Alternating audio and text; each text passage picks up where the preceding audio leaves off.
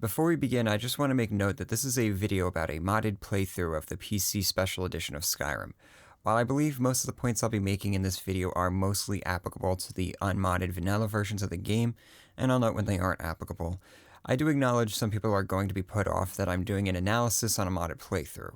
If that's not what you're looking for, that's fine. If you're cool with mods though, then enjoy, and if you're curious about the mods I got running, I included a comprehensive list of all the mods down in the description below.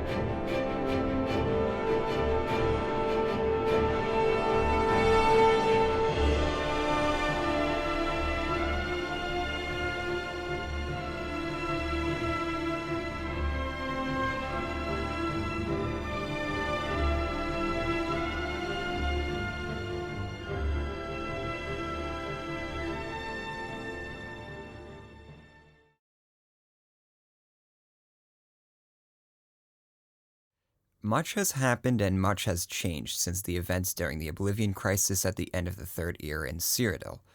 With the break in the Septon dynasty, the loss of the Amulet of Kings, and the purported end of the Divine Emperors, the Empire has known some dark days. It's seen itself weaken as it went to war with the growing Aldmeri Dominion that ended with a cool peace at the signing of the White Gold Concordant. While it did help the Empire live to see another day, it sowed many seeds to ensure the pains of the previous costly war would not scab over easily. These seeds are ultimately what blossomed into the full-blown rebellion Tamriel would see in its northern region of Skyrim, where Ulfric Stormcloak, a veteran of that costly war and a proud and unyielding Jarl, would eventually kick off his famous rebellion against the ailing Empire. While it's still too soon to tell what his lasting legacy will be, it's safe to say he was a disruptor of the status quo. But I'm not here to discuss Ulfric or his imperial foil, General Tullius. Instead, I want to focus on a little Khajiit who made her way across the border from Cyrodiil at just the right time to get wrapped up in this saga, and in turn become a central, if slightly more obscure and mysterious figure. I'm of course talking about the Dragonborn, who seem to be delivered by the gods themselves to rescue Tamriel from its greatest foe yet, Alduin the World Eater, the king of all dragons. Our story begins on a carriage making its way to Helgen, loaded with Stormcloak rebels headed for the Executioner's Block.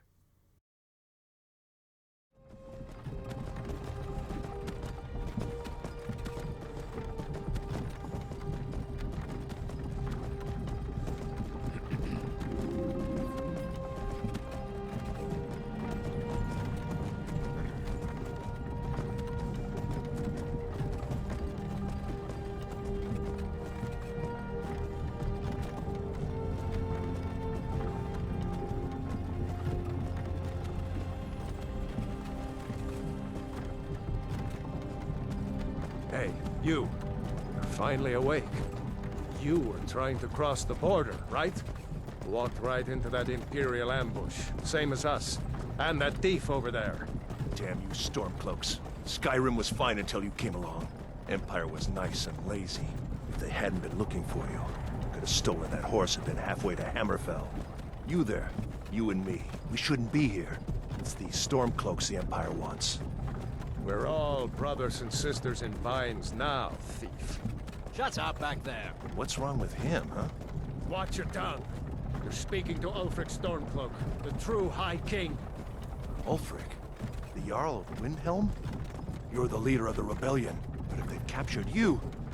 Oh gods, where are they taking us?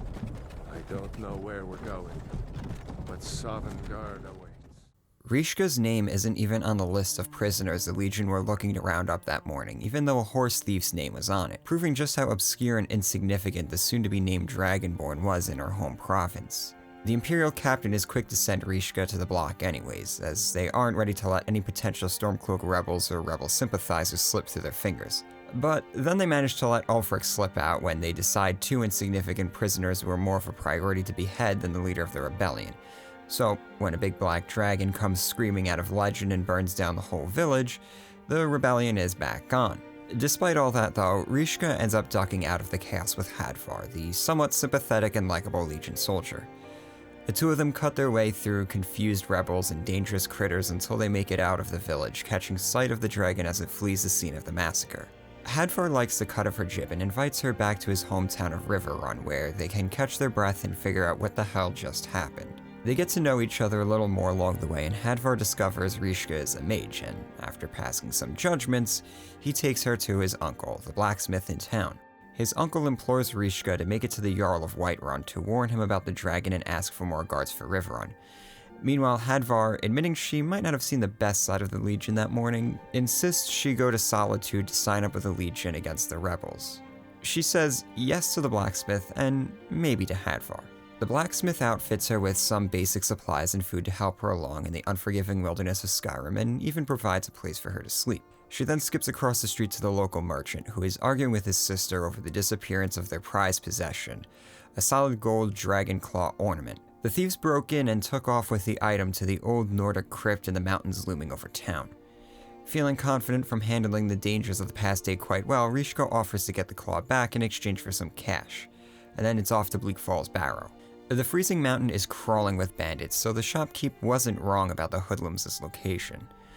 Rishka takes her time blasting through them and hunting for some gear and valuables that will be essential for her continued survival in this dangerous province. Inside the creepy old crypt, she finds more bandits and more loot, but she also runs into plenty of mummified corpses brought back to life by the returning magic of the dragons. She comes across a few puzzle locks and traps that have somehow managed to keep curious explorers and nefarious looters from stripping the place for centuries, because apparently none of them were smart enough to figure out the simple matching puzzle locks the ancient Nords seemed to really love. She eventually finds the original thief of the claw, who is about to be eaten and/or digested by a giant frost spider, and rescues him before incinerating him herself when he tries to make off with the claw. But with the claw in her possession, she's technically done what she'd come here to do, but she'd made it this far already, so she presses on to see what the thief was so eager to get to.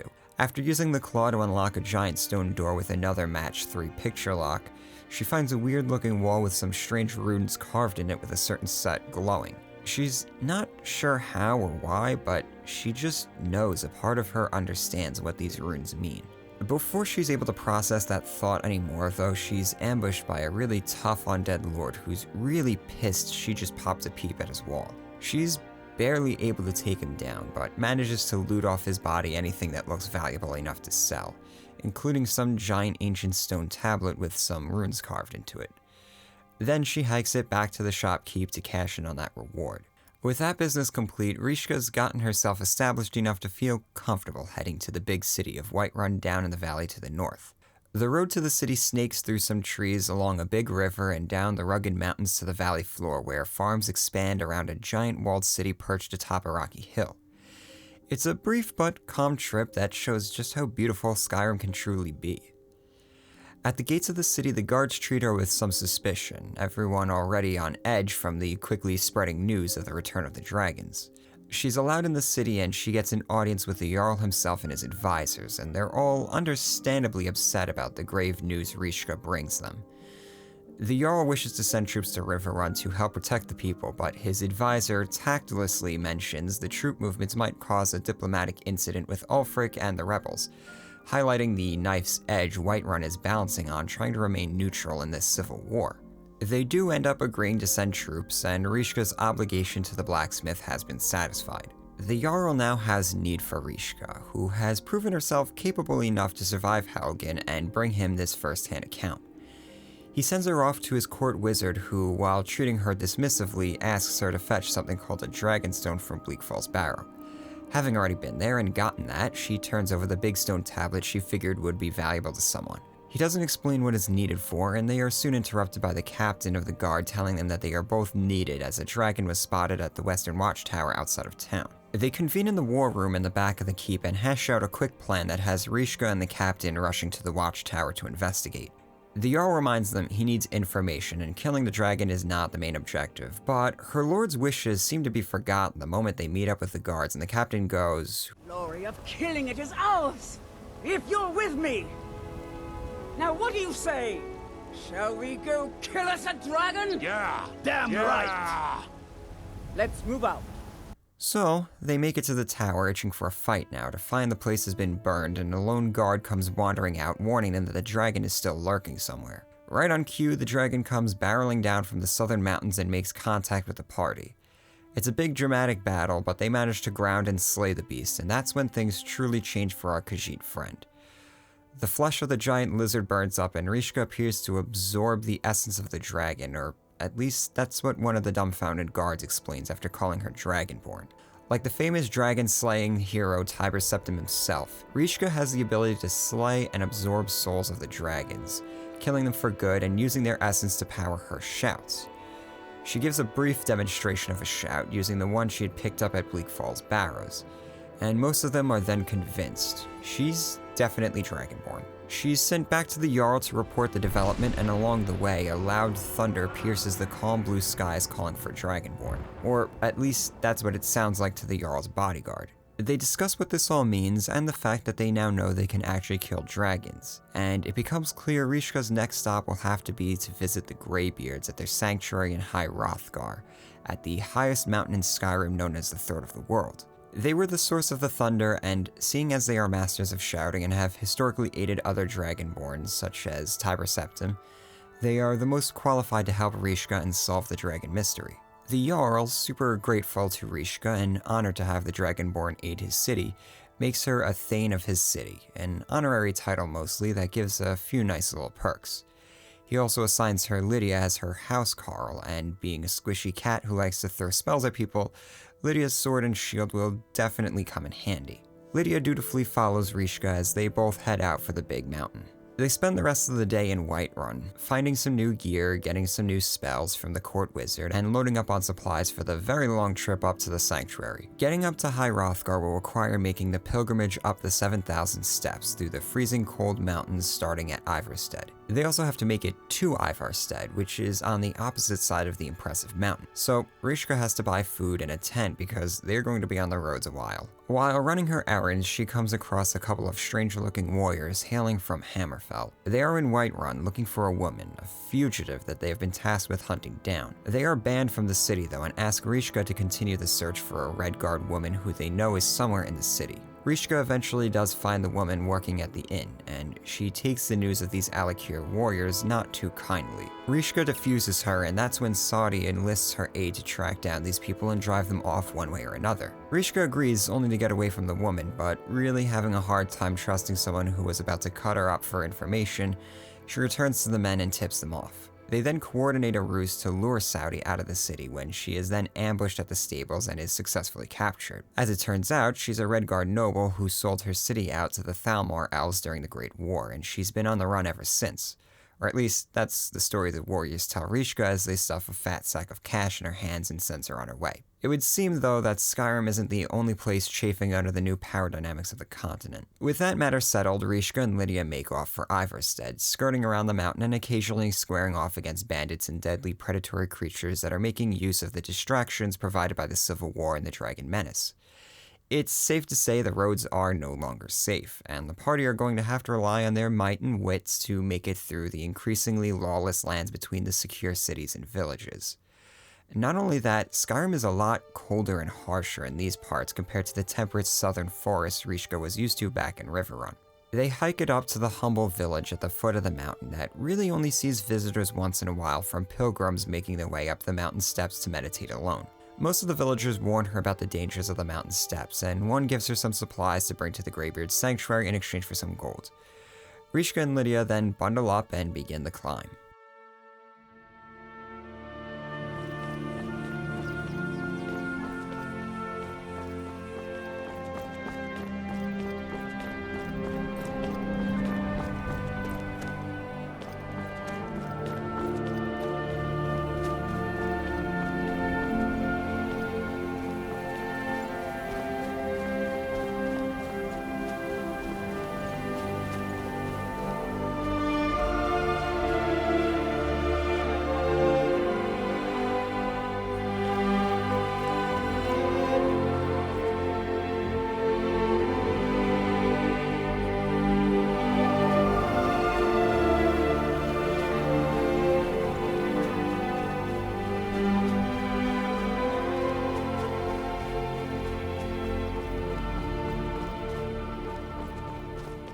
The trip is as dangerous and tricky as it is beautiful and enchanting. The mountain path affords a view of Skyrim unlike any other, being the highest point on the continent. It only takes the better part of a morning, though, for the two of them to make the climb, and then they find themselves at the doors of the ancient stone monastery. The Greybeards are quick to answer the door as Rishka steps in from the cold, and Argnir, the frontman for the group of the old men, chats the young lady up for a while, trying to get a feel for the first Dragonborn to come to High Hrothgar in centuries. They are duty-bound to serve the Dragonborn, but there's limitations, procedures, and traditions that must be followed. They begin with some lessons and tests, expanding Rishka's knowledge of her force push shout and teaching her whirlwind sprint. Arngir is intentionally mum on a lot of subjects, not wanting to teach the young Dragonborn too much too quickly. But on the subject of the dragons returning, he's quiet more out of ignorance than out of caution. He of course knows the legend of Alduin, the big black dragon that attacked Helgen, who is said to have almost ended the world back in ancient times, and whose return is supposed to signal the end of the world. But he doesn't know the hows and whys, or if there's any way to really stop him. He only offers what his duty says he must do, and that's help the Dragonborn master the power of the voice. To that end, he gives her one more task before she will be officially recognized as Dragonborn. Retrieve the horn of Jurgen Windcaller, the founder and Grand Master of their order, from a tomb in the west. If she can do that, she will prove her worth and the Greybeards will be at her disposal. Having no other leads to follow, Rishka figures this is the best course to take and bids the old men farewell for the time being. As far as introduction sequences go, Skyrim isn't so bad. I may have played it to death, and the ham-fisted story contrivances are nothing but memes now. It's still not too bad.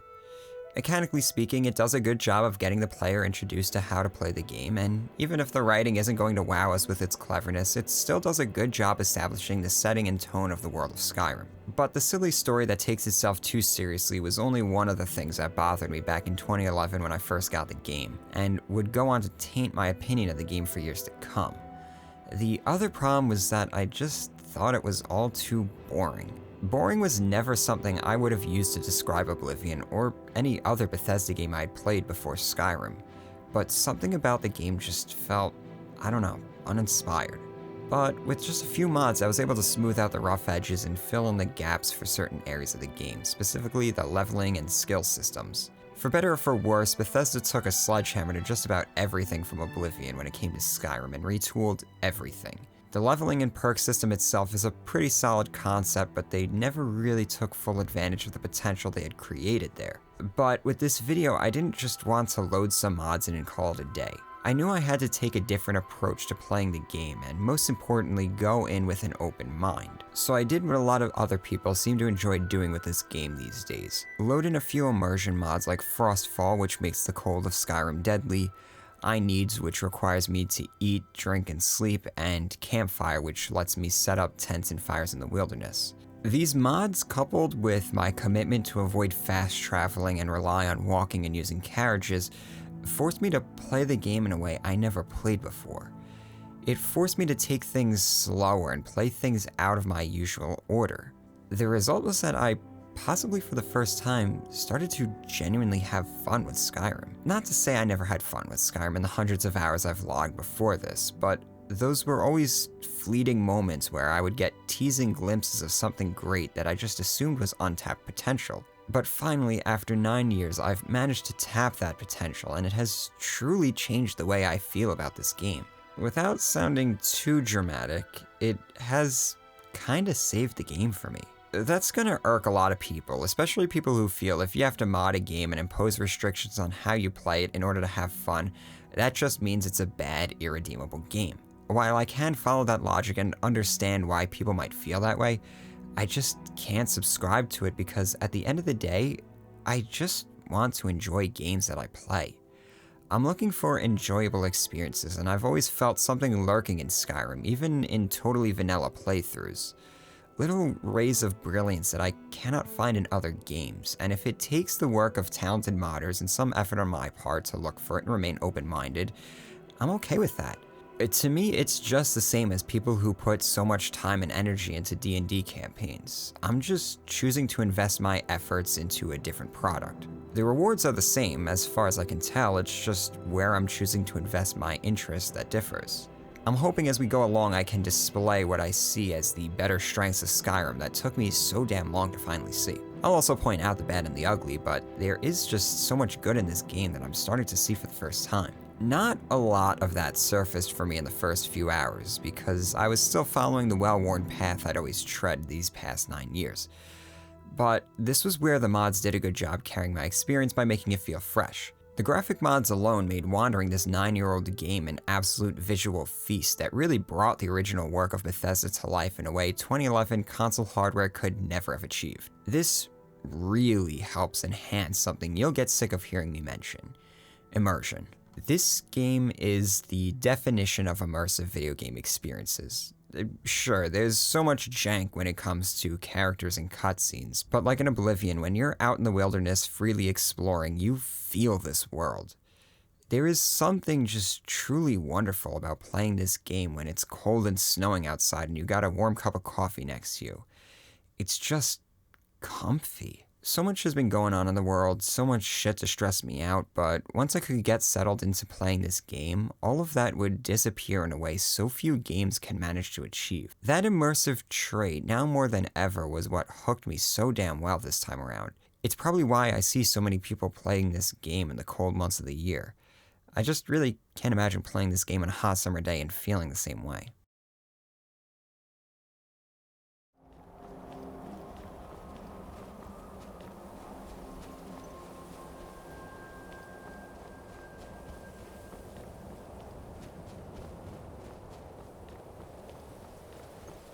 The trip down the 7,000 steps was much less harrowing than the trip up, and the party quickly finds themselves back at the base in Ivarstead. There has been loose talk of the barrow behind the town being haunted, and having already seen one of these ancient Nordic tombs, Rishka decides to go investigate. Inside, though, she finds the place wasn't actually haunted, just inhabited by some dark elf alchemist who made something to make himself appear invisible.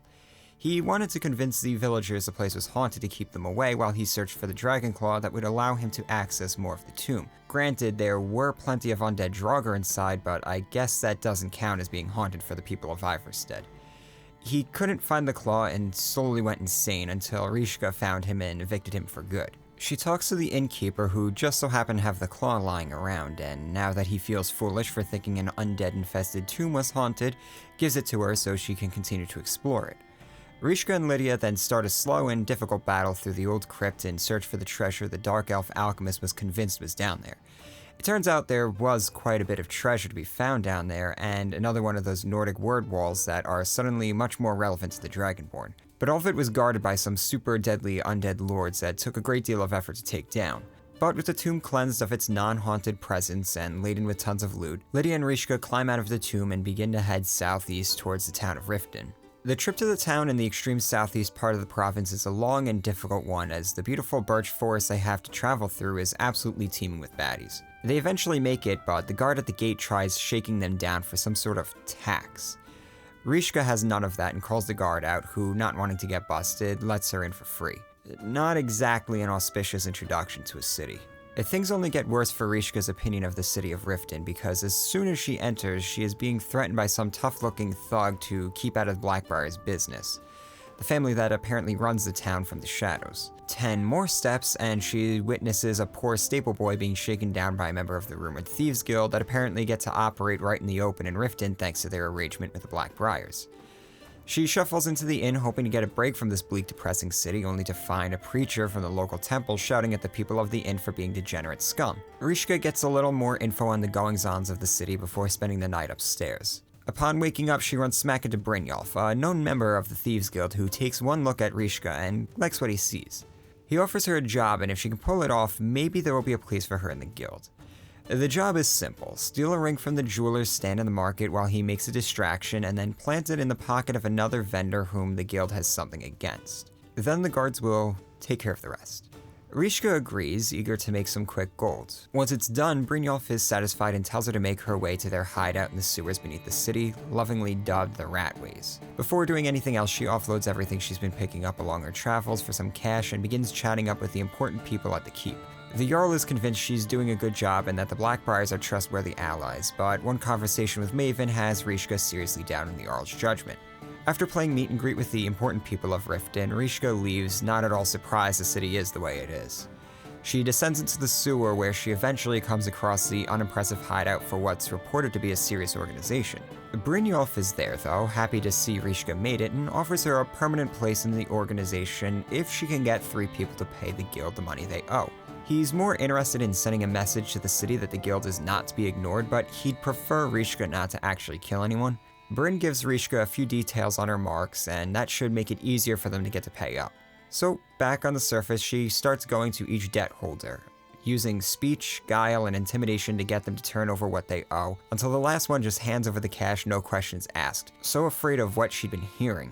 Rishka hands Bryn the gold, and she's brought into the heart of the guild, the Cistern, to be inducted in a very inglorious ceremony by the cold and distant leader Mercer Frey. Mercer also decides to dump a very tricky job that has already foiled one of their best members into Rishka's lap. The guild has been helping Maven Blackbriar handle some arrangement with Golden Glow Estate to help her build up her meadery business into the most profitable in Skyrim, and the most profitable business in Riften, which is the source of all of her influence in the otherwise poor city. Recently, the owner of the beef farm decided to cut the guild and Maven out of his business, beefed up security, and hasn't said a word since. They tried sending someone in to investigate, but she was repelled by the mercenaries the owner hired to look after the place. So Rishka has to go and rob the safe in the basement and burn down some of the beehives to teach the owner a lesson. Not exactly a simple and straightforward job for the newest recruit. Talking to the other members of the guild starts to paint a troubling picture for them. Recently they've hit a bit of a rough patch, plagued by all manner of bad luck that most have just chalked up to the problems of their line of work, while Delvin believes it to be a curse. Delvin and Vex handle a lot of the odd jobs for the guild, and saddles Rishka with some of them that will hopefully lead to bigger jobs that will help the guild expand again. Between him and Vex, Rishka won't be wanting for work anytime soon. But now she's got Golden Glow to contend with. She manages to slip into the mansion easily enough using a back entrance Vex told her about, but sneaking isn't exactly her strong suit, and things go off the rails rather quickly. The job more or less devolves into a bloodbath as Rishka and Lydia resort to just cutting down the armed guards of the estate as they ransack the place for whatever might satisfy Mercer. Rishka finds a bill of sale for Golden Glow Estate, proving there's more to the conspiracy than Mercer is aware of. She then heads out to the beehives and torches a few of them before ducking out back to the guild. Brynjolf doesn't care one bit that Rishka killed almost everyone on the estate, because she got the bill of sale, which proves the guild and Maven have bigger problems on their hands. Speaking of Maven, she's asking for Rishka by name, so she goes to the inn to meet with the ever-charming Shadow Queen of Riften, who gives the new thief a job. Just like with Golden Glow, Maven is having trouble with another aspect of her business, this time from a rival meadery outside of Whiterun. She fears he will use the disruption caused by Golden Glow to expand his own market share, and she would rather he just be put out of business. She's light on the details, only pointing Rishka to her contact in Whiterun, and offering up threats to make her points stick. She's kind of an ass, so Rishka decides to put guild business on the back burner and start making her way up north to Winterhold to see what this mage's college she keeps hearing of is all about. So she packs her things and makes off along the roads heading north, spending the night in a little mining village called Shore's Stone and helping them with a spider infestation before traveling farther north. She descends into a rugged hot springs valley where the wild beasts and local dragon give her and Lydia some pause. She stumbles upon some interesting locales and finds some unique plants that she figures will come in handy for her potion making.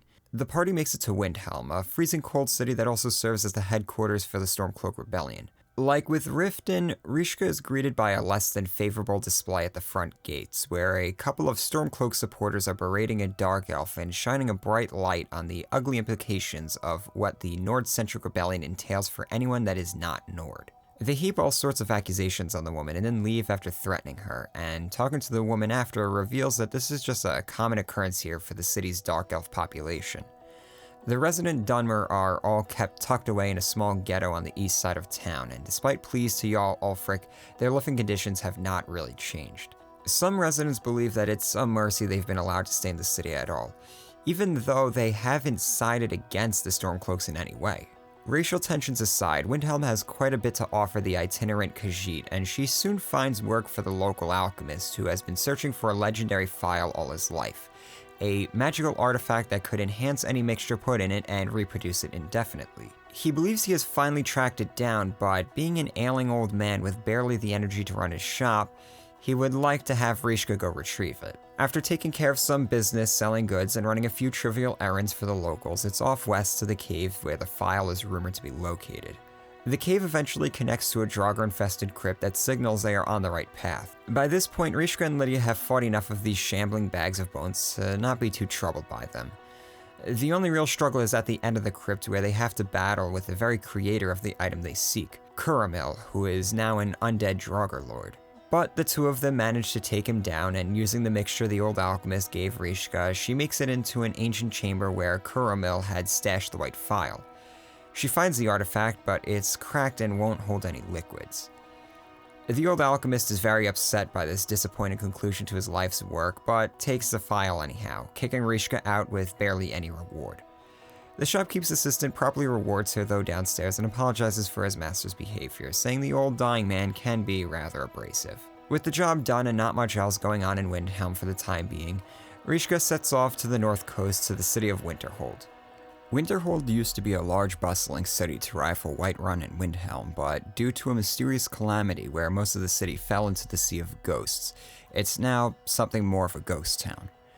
Only the college remained mostly intact, left dangling rather precariously on a rocky outcropping jutting into the sea. The only way to reach the college is over a narrow, dangerous-looking bridge guarded by a high elf mage. She quizzes the Dragonborn as to why she wants to join the guild, and then poses a very simple demonstration of magical skill before allowing Rishka entrance. Once satisfied, the two cross into the college grounds proper. Rishka chats a little with the head of the college, Archmage Savos Aaron, who sheds a little more light on the events that led to the destruction of Winterhold, addressing the fact that many believe the college was responsible, though Aaron believes it probably had to do with the eruption of Red Mountain in Morrowind years earlier. She then meets up with Mirabelle, the sort of second-in-command at the college. Mirabelle insists on taking the new mage on a tour of the 3 buildings that are within spitting distance of one another. So the two of them shuffle back and forth between the buildings for a few minutes before she turns Rishka loose to attend her first and only class session at the college. Tolfdir is the one handling the lessons that day, and he insists on boring the class with lessons on how magic can be dangerous. Having already fought 2 dragons and scores of undead, Rishka is probably more qualified than anyone else in that class to make that claim. But she respectfully lets the old man, who may be entering early stages of Alzheimer's, gab on. He eventually teaches them wards, which she uses for the first and last time in a demonstration with Tolfdir, before he ends class and instructs the class to meet up at the recently excavated ruins of Sarthal in the frozen wastes outside of town. Despite all this blustering about safety, nothing about Sarthal seems safe. The ruins look ready to collapse on their heads at any given moment, and there's plenty of sketchy walkways and dead drop falls all over the place. Tolfdir tasks Rishka with locating any enchanted items and, well, looting them for the class to study, which doesn't seem quite appropriate for ruins that date back to before the Empire. She does what she's told, though, and upon pulling a unique-looking amulet off its pedestal on the wall, it gets trapped behind a locked gate. Tolfdir wanders over and just goes, "Huh, you must have fucked something up. You know, that wall over there where the amulet was is now glowing. Why don't you just cast some spells at it and see what happens?" This is coming from the guy who was warning the class just hours earlier that the first thing to understand is that magic is, by its very nature, volatile and dangerous. Unless you can control it, it can and will destroy you.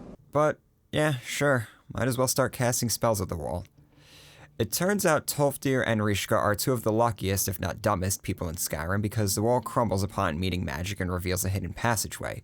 Tolfdir then decides to abandon the safety of the rest of the class and explore the new passageway with Rishka, all the while wondering aloud why the ancient Nords sealed off a whole wing of the old city with an intricate magic lock. Surely it wasn't meant to keep ignorant and foolhardy people out.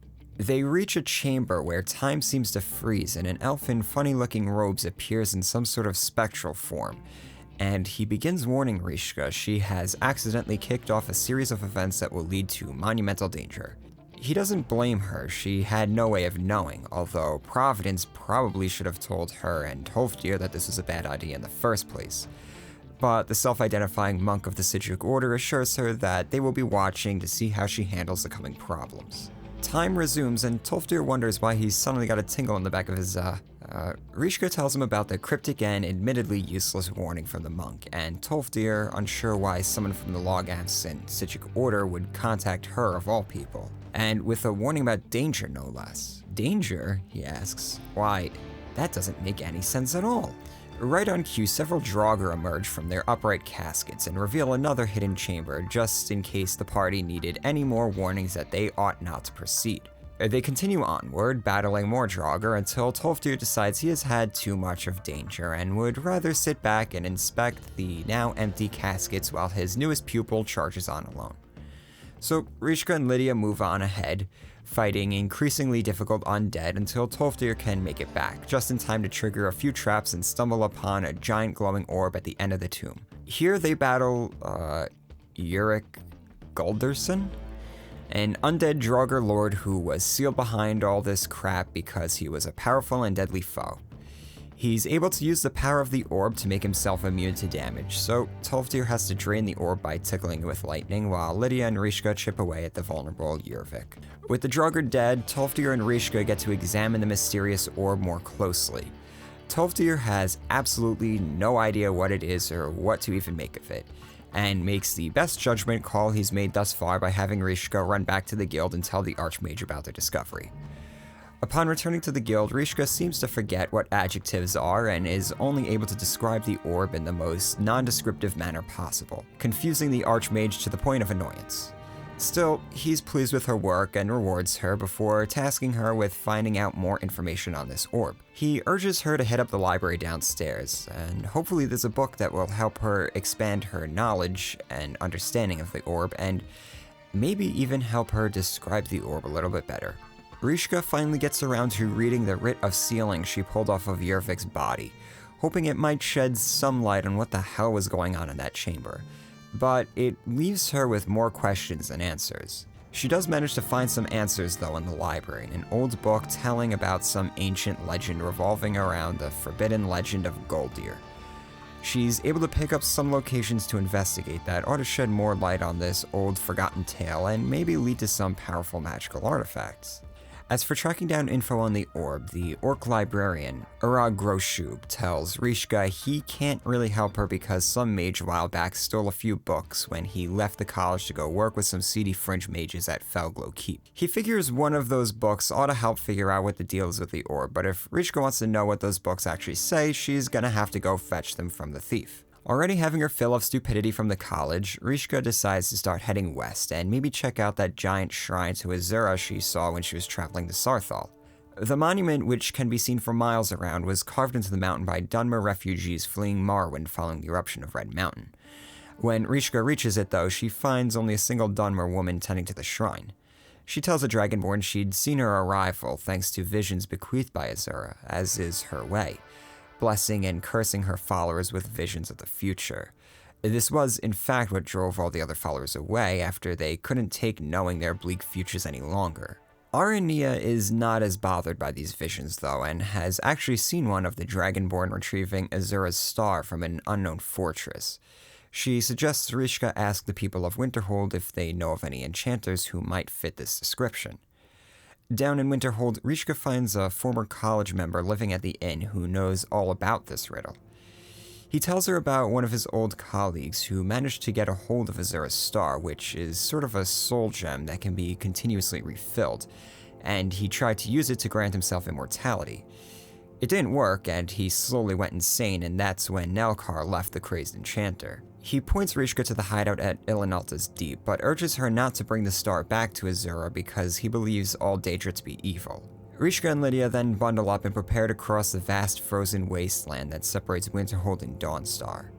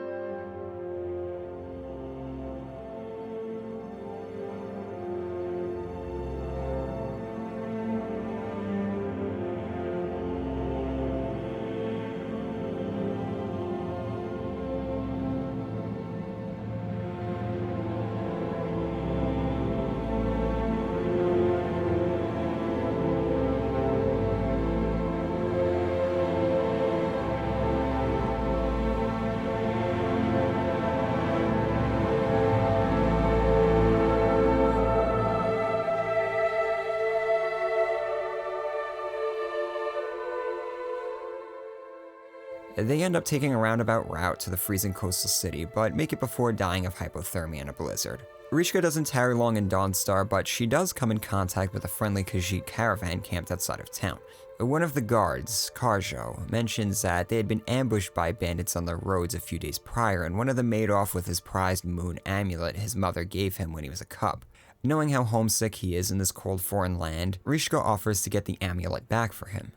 He's grateful, but urges caution. He doesn't want to see her end up dead over an amulet. Leaving Dawnstar behind, the party heads west towards Ustengov, the final resting place for the Horn of Jurgen Windcaller, that old relic the Greybeards asked Rishka to retrieve ages ago.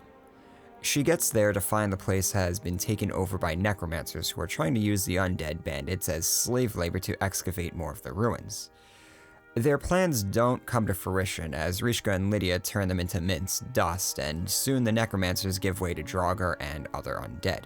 The ruins themselves are massive, with several puzzles meant to test those proficient in the voice. It's not all that challenging for Rishka, as she's been getting quite good at her magic and shouting, and before long the party has made it through to the end of the dungeon where the horn is meant to be located. But upon arriving there, she finds only a letter addressed to the Dragonborn instructing her to head to the inn at... Wait. It's Riverwood.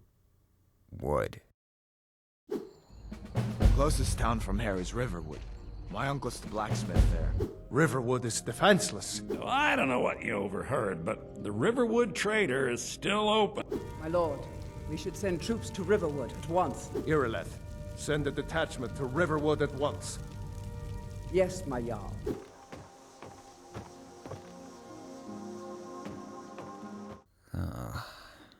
The letter specifically asks the Dragonborn to rent the attic room. They wish to meet there. The mysterious message mentions nothing else. Skyrim has a lot of quests, ranging from the main story, the Civil War, and major DLCs, to guild quest lines and quests for Daedric lords, and then down to miscellaneous side quests.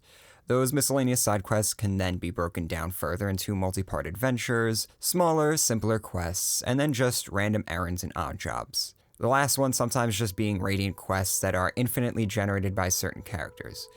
People joke about The Witcher 3 having a ton of side quests, but I mean, just look at my quest journal. I found out the game actually has some sort of limit for drawing quest markers on your compass and in the game world because I had too many turned on at several points during my playthrough. There's a lot to do. Kind of. Bethesda has a habit of going to the quantity over quality approach, and going back to Oblivion, that was also the case. Bethesda tends to make their game worlds first and then makes content to fill that world. This is as opposed to making a game world that is built around the needs of the story or gameplay experience. The experience is the world, the story is the setting. This is what defines Bethesda games, and you're either good with that or you're not going to have a good time with their games. The problem is that this is not really stated anywhere, especially marketing material. They advertise their games as having great elaborate stories, tons of variety, and super thought out gameplay mechanics that can support a wide gambit of character permutations. All of this is technically true, but none of it is exactly true, and none of it really is a strong suit of any of their games, least of all Skyrim. If you want elaborate and gripping stories, you might as well uninstall the game now because you're going to be disappointed. If you want tons of variety, you can sort of mod that in, but not really, and this is where I always had a hard time with Skyrim for the past 9 years, but more on that in a bit. And if you want the most out of the character creation system, you absolutely gotta get mods. On all three fronts, there's plenty of room for disappointment, and this is where Bethesda gets absolutely bodied by criticism, and it's all perfectly warranted. Hell, before this recent playthrough, I thought I was going to be just another one throwing my 2 pieces of lumber into that fire. But then I started playing, and that usual boredom didn't set in. I clocked 60 hours and the game still had a death grip on me as I had to tear myself away to finally start working on the video. The world of Skyrim, which I always criticized as being lazy and uninspired, enthralled me in a way it never had before. The dungeons, which I always thought were boring copy-pasted linear runs with no attention put into their designs and layouts, were now each surprisingly unique, especially compared to those of Oblivion's. The first thing I had to do was admit my impressions of the game were wrong for almost a decade. That's a strange thing to do, especially since I've been revisiting this game over and over again almost every year since 2011. Each time I dropped my playthrough even more soured, but each time I was driven just a little more insane by my desire to go back. why was I compelled to return to a game I didn't like? Was I forgetting what I didn't like about it?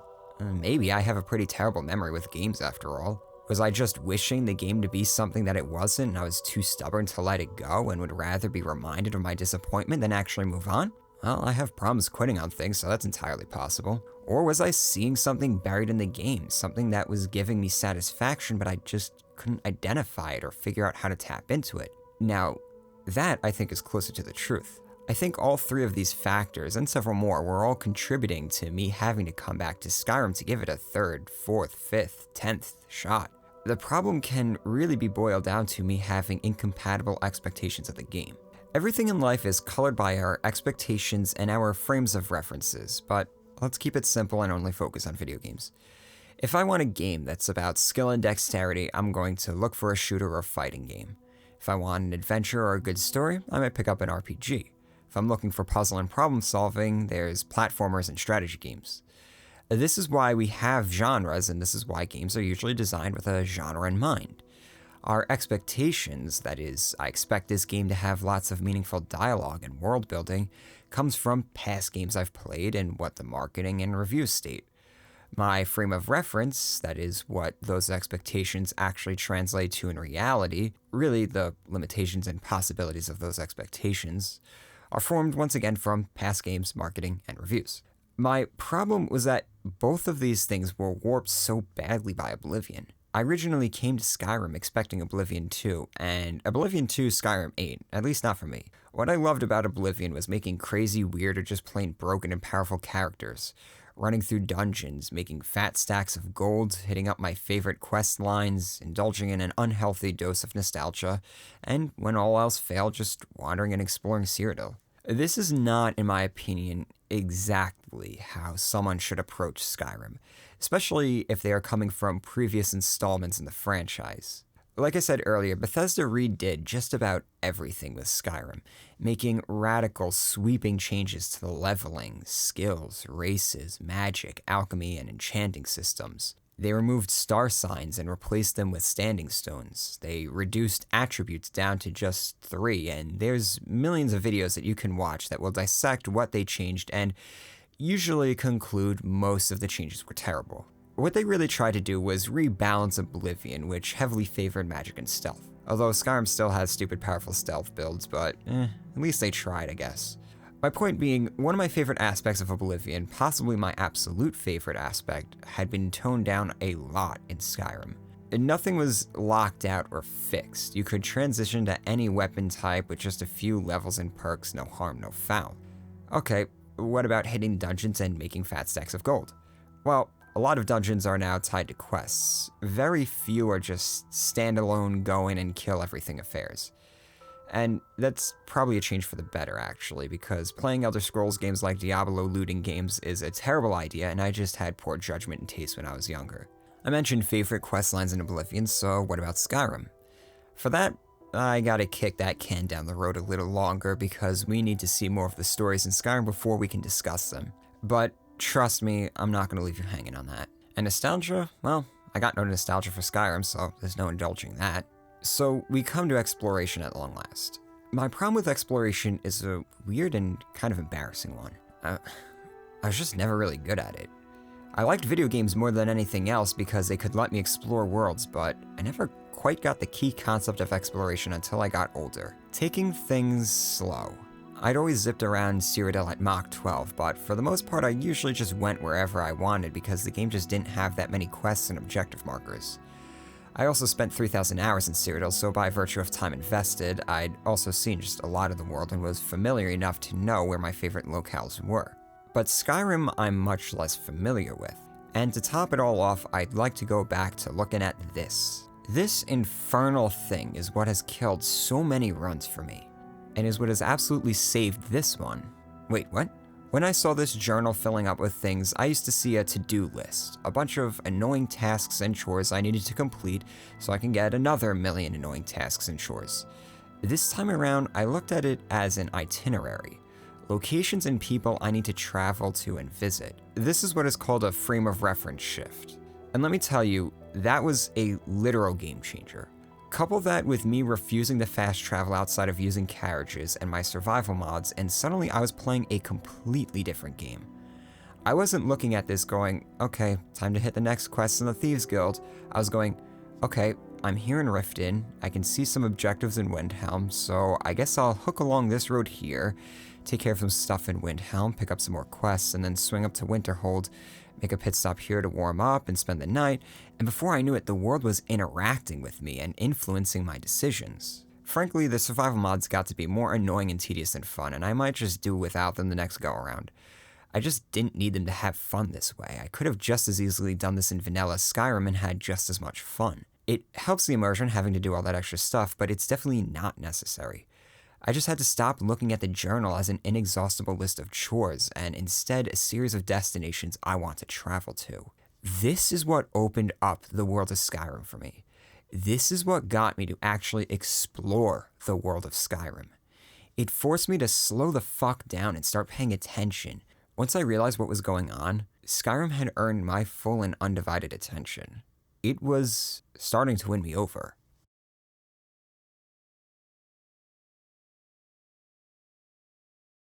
With the horn not in hand, Rishka figures she might as well sort out some business on the west side of Skyrim before meeting up with her mysterious new pen pal. Just to the north of the Barrow of the Windcaller, there's another barrow that will shed more light on that forbidden legend and the weird amulet Rishka found in Sarthal. Outside of the tomb, Rishka finds the journal of an adventurer looking to uncover more of the legend as well, and is probably still down there. So in the party goes to find the adventurer's hired goons had been obliterated by the resident Draugr. The author of the journal didn't make it very far either, and Rishka finds a newer one that gives her the location of all the other tombs where she can find the other pieces of the badass amulet. She and Lydia continue clearing out the Draugr, eventually making it to the big guy who this place was built to seal away. Chaos ensues as the ancient powerful lord and all of his minions bust out of their caskets and begin rushing at the two. Eventually, they take him down, looting his amulet in the process and making it for the surface.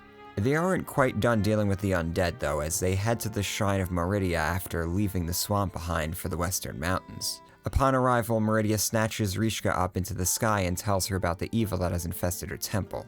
Rishka needs to put the beacon in its basin and guide its purifying light through the temple to the end where it can be used to cleanse the evil once and for all. Then she gives Rishka an express ticket back to the surface so she can get down to it.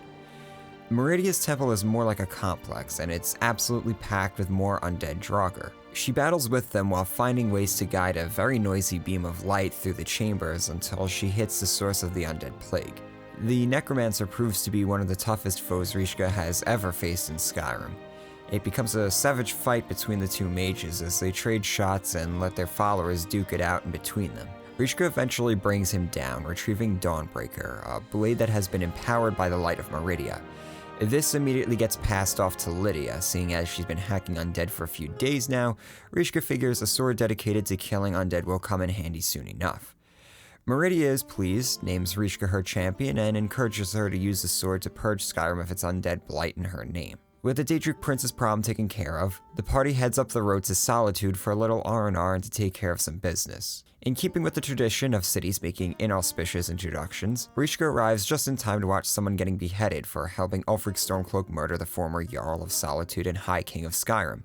Basically, Ulfric walked up to his boss, shouted at the young king until he died from the power of the voice, and then walked out of the city thanks to the gatekeeper leaving it unlocked for the rebel. Ulfric managed to escape, but the gatekeeper did not, and in need of a scapegoat to send a message to the other would-be rebels, the city publicly lops off his head. Once that grisly affair is done, Rishka and Lydia head into the inn for some sleep. The next morning, a shady Argonian chilling in the shade propositions Rishka. He's part of a pirate gang, and they are targeting a fat merchant ship. All he needs is for Rishka to snuff out the fire at the lighthouse so the ship will be lost and run ashore. His people will handle the boarding and Rishka will get a slice of the loot. This sounds easy enough, so she agrees. Once she's done making deals with back alley cutthroats, she heads up to the Blue Palace so she can make deals with the more public cutthroats running half the province. There she finds out about some weird things going on in a nearby cave Falk Firebeard wishes for her to go check out. He warns her to be careful, as the cave was once used as a hideout for the infamous Patema the Wolf Queen, a pretender to the Septim throne 500 years ago and one of the most powerful necromancers in history. Rishka suspects Lydia will be bloodying Dawnbreaker soon enough. They then make it over to the Imperial Legion headquarters down the road, where General Tullius sits with Legate Rika and several other officers planning their war with the Stormcloak rebels. After having thought it over when Hadvar mentioned it back in Riverwood, and having seen how Ulfric and his Stormcloaks treat non-Nords, she's convinced joining the Legion is a better option. Tullius recognizes her from that morning in Helgen and is a little embarrassed that he had signed her death warrant. He's fine with her joining on and sends her off to Legate Rika for further details. Rika is no nonsense, but she likes Rishka for some reason and proposes a way to fast-track her. All the Dragonborn has to do is clear out a whole group of bandits from an old Imperial fort so the Legion can move in and occupy it. If she can do that and survive, she's in. Rishka agrees, but doesn't exactly make it a priority task. Instead, she bids the Legion and Solitude farewell for the time being, catches a carriage headed for Whiterun, and finally starts taking care of a little job Maven Blackbriar had given her back in Riften days earlier. At the inn, she meets up with Maven's contact, a shifty-looking disgruntled employee of the local Honningbrew meadery. He and Maven have been cooking up a plan for her to take over the operation. All they need is an agent to carry out the dirty work. The plan involves Rishka getting hired to exterminate a well-known rat problem at the meadery, which she will take care of, but while she's at it, she will also use the rat poison the owner gives her to poison the meat in the vats. This way, when the captain of the city guard comes by for a tasting, he will place the owner under arrest for trying to poison him. You know, assuming he lives. So she scoots on over to Honningbrew meadery and enters the service of the owner by posing as an exterminator of sorts. The owner is a complete ass, and it's no wonder why his underling wants him in jail. Rishka is able to hardball him for payment up front, considering he probably won't be around to pay her afterwards. Then he gives her a key and some poison and sends her off to the back room where the rats have been making a mess of things. This leads to some tunnels they've been making, which leads directly to their nest and a crazed mage who'd been kicked out of the college. So he came here to raise a rat army to take over the world. Rishka slays him and his would-be army, poisoning the nest for safe measure before making it to the distillery to poison the mead. Once that's done, it's back to the meadery to see what happens. The owner must have fetched the mead from the vats using some magical shortcut because in the time it takes for her to walk from the distillery to the mead hall, he already has the tainted mead in a barrel on the bar. Not only that, the captain happens to walk in just as Rishka does. Perfect timing for her to watch him consume the poisoned mead. The captain doesn't exactly suspect poisoning, but he does know this place was rumored to be filthy and infested with vermin. He takes the nasty, nausea-inducing mead to mean the owner's standards of cleanliness are not close to satisfactory. This is apparently a very serious infraction in Whiterun, as he places the owner under arrest, and then puts the underling in charge because the captain apparently has the power to do that. With the owner in jail now for a QA violation, the underling is convinced things are all set for Maven to take over the business, and he will be left to run the place for her. Before leaving, Rishka gets a look at the books to see who has been financing the operation, and she realizes it's the same person who had bought Honeyglow. So Rishka wishes the hopeful scoundrel good luck and leaves the infested establishment. Before she goes to meet whoever took the horn at Riverwood, Rishka decides she might as well try to retrieve Azura's star from the fort Nelakar told her about. So the party swings down around the mountains, skirting the lake south of Riverwood until they hit upon a fort mostly submerged in the water.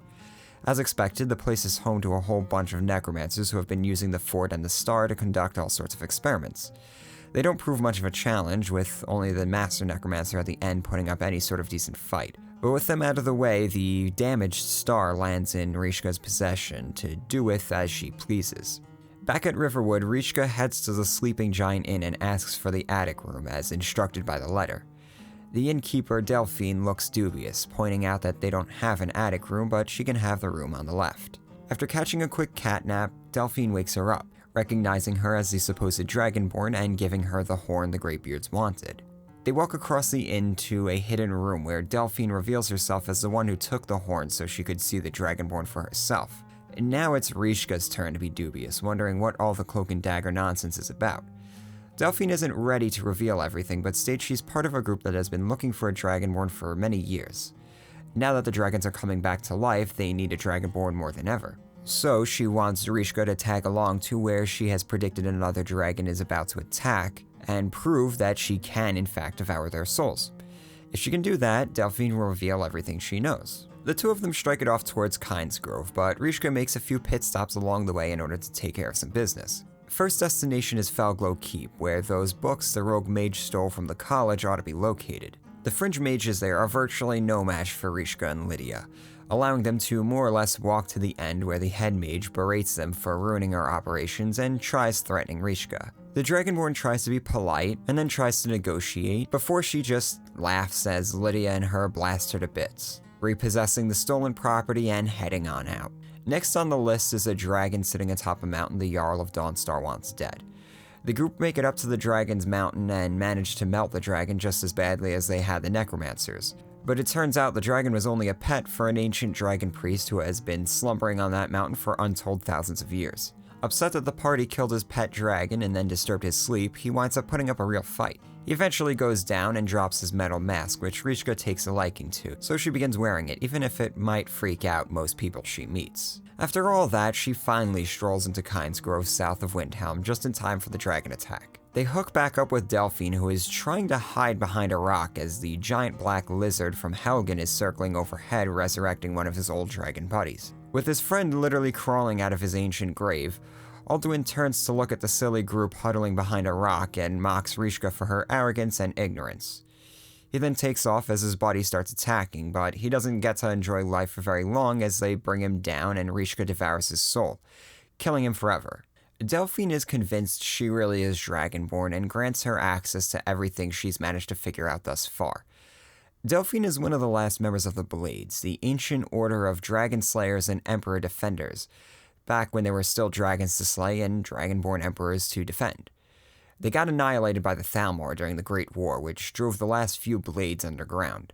In all likelihood, Delphine is the last Blade, which is why she's been so cagey, using the Innkeeper routine as a convenient cover while she looked for a Dragonborn to serve and figure out this new dragon invasion. She really doesn't know much else, not even who is behind the dragons coming back. Obviously, Alduin is the one reversing death for the dragons, but where did he actually come from? She suspects the Thalmor because they have the most to gain from the Empire getting invaded by dragons, and Ulfric being turned loose from the initial attack on Helgen. It all adds up too well for them, but she needs proof. She has some ideas, but needs time to pull things together, and invites Rishka to meet back up with her at the Sleeping Giant Inn so they can launch the next phase. In the meantime, Rishka heads back to the Greybeard Sanctuary to give them the horn and be officially recognized as Dragonborn. They do another tradition where they all talk to her, which would kill just about any other person, teach her the final piece of Force Push, turning it into the powerful shout that the Draugr Lords like to use to toss her around in fights, and that's pretty much it. They tell her locations where she can find word walls to learn more shouts as a means to help her grow her understanding and power over the voice, and then it's back to Riften to tell Maven about the new meadery in Whiterun. Maven is pissed the same person who was messing with Golden Glow was also messing with Hunningbrew, stating that they just started a war with her. She kicks Rishka back to the guild to investigate, which has her working directly for the guild leader Mercer. Mercer is pissed the same person who was messing with Golden Glow was also messing with Hunningbrew, but he caught their slip-up. The buyer for both transactions was using an alias that belongs to an old guild associate, Gullumai. The Argonian works out of Solitude, acting as the guild's main contact at the East Empire Trading Company. Rishka needs to head over there and get whatever he knows out of him. Brynjolf warns her that Gullumai is a slippery character, so she better expect to have to do some work in order to get the truth out of him. With all matters settled, it's back to Winterhold to try and crack the mystery of the orb. Before that, though, she stops in at the inn and chats up with Nelacar, showing him Azura's star, wondering if he can fix the busted artifact. He investigates a little and realizes his old enchanting buddy, the one who stole the thing and was performing all the experiments, did in fact manage to get his own soul in there, basically defying death. But the star is badly damaged, and his little world needs a constant source of souls to keep it going. He has a solution to get the crazed enchanter out of there so Rishka can get to using the star for its intended purpose again, but it's going to involve some drastic steps. He sends Rishka's soul into the star using magic that just barely keeps her own body alive on the other side. With her soul in there, she's got to find the Mad Mage and kill his soul. This was a lot easier said than done, and he's surrounded by extremely powerful Daedra who each on their own would give Rishka a real run for her money, but together they practically melt her in seconds. It's tough going, but she manages to take down his minions before finishing them off as well, and with the souls cleansed, Nelacar yanks her soul back out and puts it back into her body all safe and sound. The process has saved the star and returned it to its former power, but because it was disconnected from Azura in the process, it can now only hold black souls, aka mortal souls, which In Rishka's opinion, is a vast improvement over the original design. So she takes the star, grateful to the old elf's assistance, and gets ready to start producing some powerful artifacts of her own with the star. Back up at the college, Rishka drops the stolen books off with the orc librarian, who is incredibly vague about the implications related to the orb he quickly mentions. He tells her to tell Tolfdir to read the books himself, and Rishka is left with no greater understanding of this thing than she had when she first saw it in Saarthal. Tolfdir recognizes the title of the book and goes, "Is that the one about something buried beneath Saarthal? Something men and Myr fought over?" So he's known about this book relevant to what he's now standing in front of, something that matches the description of the orb quite well. Why he hasn't illuminated the rest of the college to what he knows is beyond anybody's guess. Well, at least Rishka has retrieved the book so Tolfdir can reread it and hopefully share that knowledge soon.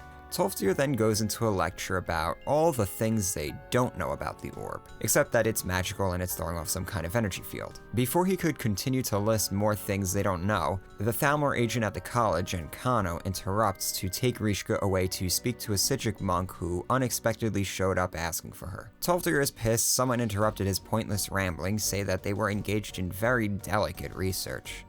Kano brushes him off though, and he and Rishka head upstairs to chat with the monk. The monk is the same guy who appeared to her in a vision back in Saarthal. He had to come in person this time because the Eye of Magnus, as he says the college is now calling it, something Tolfdir forgot to mention earlier, is causing interference, so he cannot remotely communicate with Rishka anymore. He's come to freeze time again and deliver the same vague warning about some sort of impending danger the orb is going to bring about because the world of men and Myr are not ready for the Eye just yet. Fortunately, he also brings information that will actually move their investigation along and tells her to seek out the Augur of Dunlane. The Augur was once a student of the college, but has become something else. Once again, being specific is not something anyone in the college or the Sijic Order seems to be good at. He doesn't know where the Augur is, except it's somewhere on the college grounds, so he suggests she asks the Archmage. With that, he must leave. He's already violated enough Sijic norms by getting this involved. They typically don't get involved in the dealings of the mundane world, sort of like the Greybeards, but with cooler robes. He lets time resume once more and begins playing dumb with the Thalmor lackey, who isn't able to get anything remotely useful out of the monk, who just excuses himself and starts walking away.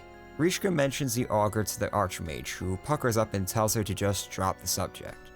But after some poking around, she finds herself in the underground catacombs beneath the college, where students go to carry out darker magic experiments too dangerous or taboo to be done on the college grounds. It's down there, behind some skeletons and a locked door, she finds the Augur, some sort of disembodied being of magical energy that seems to be very well informed. Unfortunately, he too likes to talk in vague, borderline riddles. He tells Rishka she seeks knowledge, but knowledge only corrupts and consumes, and then immediately tells her what she needs to know to proceed. She needs the Staff of Magnus in order to understand the Eye of Magnus and avert the impending disaster. Kano sought the same information, but the Augur didn't like his evil bootlicking aura and so didn't really tell him anything. He feels Rishka can be trusted though, and that's why he tells her about the staff. He instructs her to bring this information to the Archmage. The Archmage is impressed Rishka is the only one actually trying to figure out what this orb is, and while he'd love to have such a powerful artifact such as the ancient Staff of Magnus, he sadly doesn't. Mirabelle mentioned it a few months back, so he suggests she talk to her about getting it. Mirabelle fails to see the connection between the Staff of Magnus and the Eye of Magnus, but she does give Rishka her best guess to its location.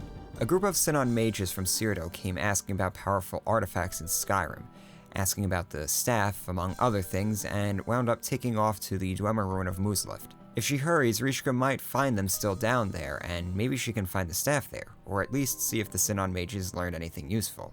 So Rishka grabs her horse and heads down to the eastern border of Skyrim to the old ruins overlooking the hot springs of Eastmarch. A dying Sinon mage is there at the door to greet her, informing her a crystal is gone, and she needs to find someone called Paratus and something called the Oculary. He immediately kicks the bucket, allowing Rishka to loot the keys in the mage's journal.